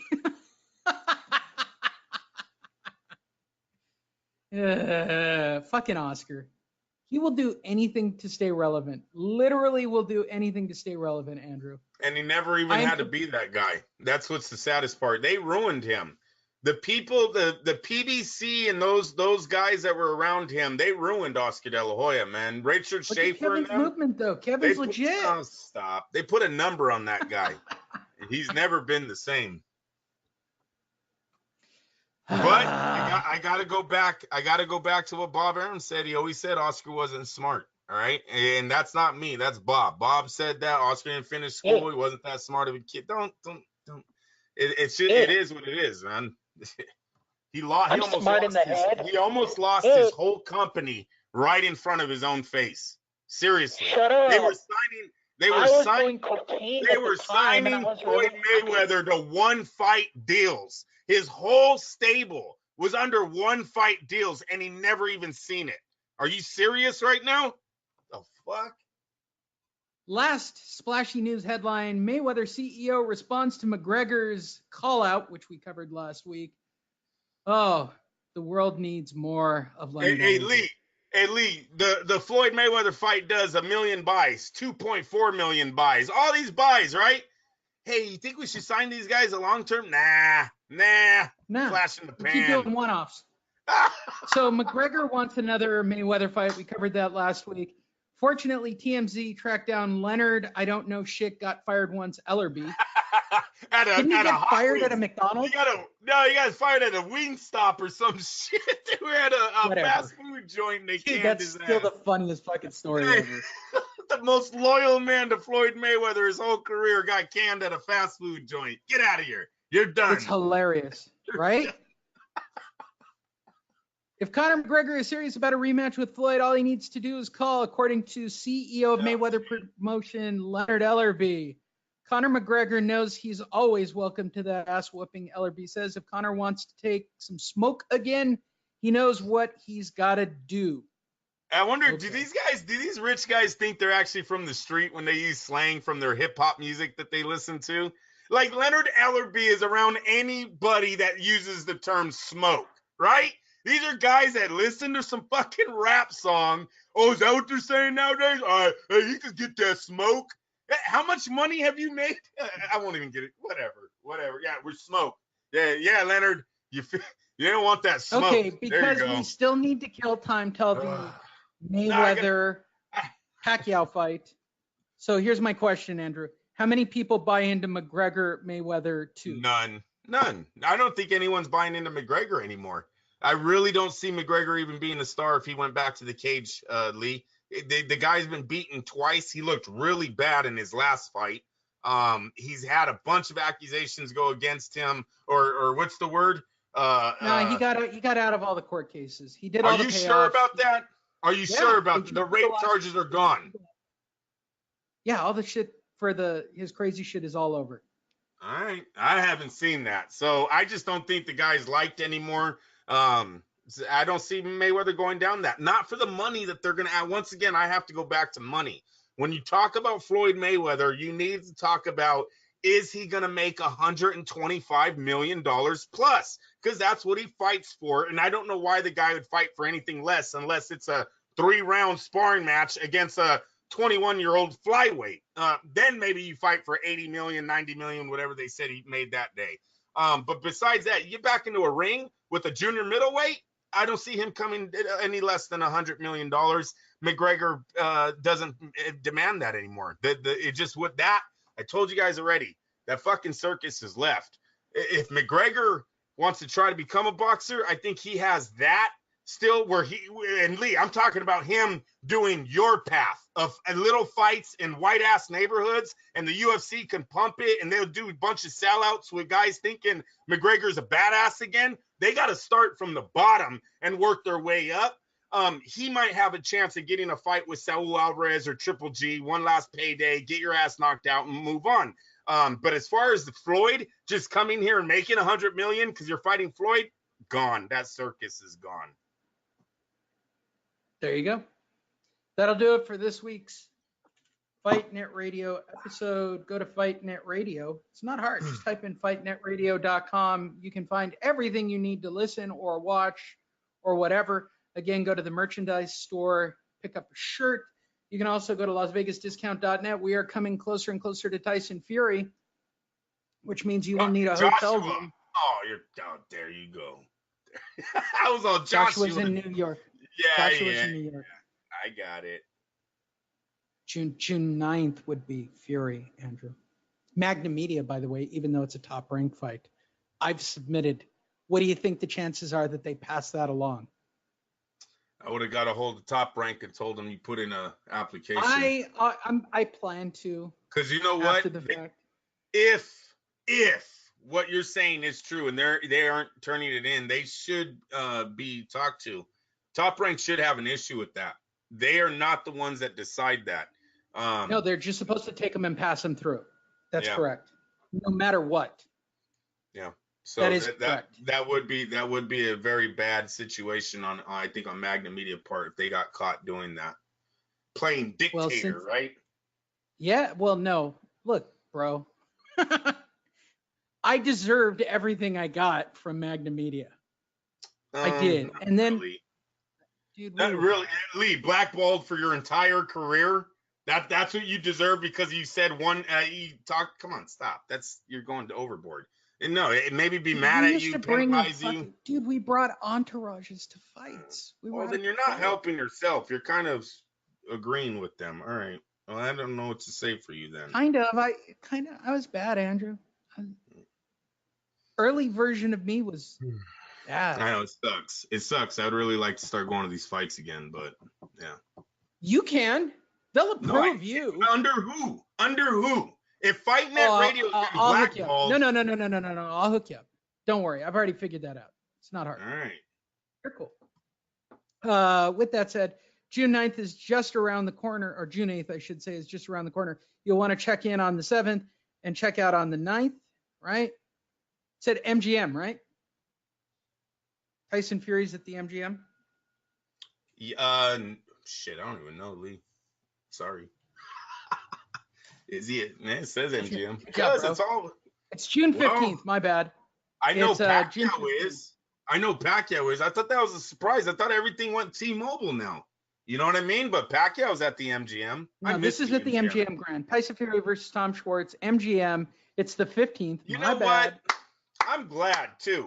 I'm going to tell you, everything I've heard about the T-Mobile coming out into the street, I don't like that. I like coming out into the casino. That's what the boxing, that's what the fight scene is all about. It doesn't come out into the street. It comes out into a giant courtyard that's in sort of an outdoor but vendor then you have area. to go to the streets, and I just like walking out into the casino. That and you awesome can do that, by the way. There's one that dumps right into the park place. That's not true. There is an exit. All but right. I digress. MGM, June 15th. The Mecca. So for those of you going to Vegas right now, so who would be going to this? Would you take a date to this one? Are we only looking at 4-star and above, Andrew? I guess so. Let's consider everybody's got a date for this. And we will go with prices lowest to highest. If you don't get it, this is a gratuitous commercial. Go to LasVegasDiscount.net. And you can stay. Tropicana is a good deal, man. $132 in June. $132 a night to be across the street from the MGM at the Tropicana with a good pool scene, Andrew. That's a pretty good deal. I like this for a Friday to Sunday. Don't stay at the South Point. Don't be an idiot. It's too far away from the Strip. New York's on the right corner too, Andrew. You can walk right across the street. Shitty pool, though. I'll safely say that. Hard Rock's under construction. Avoid it. Bally's is overpriced. Yeah, prices are up for that weekend. Do you remember the quarterback, Bart Starr?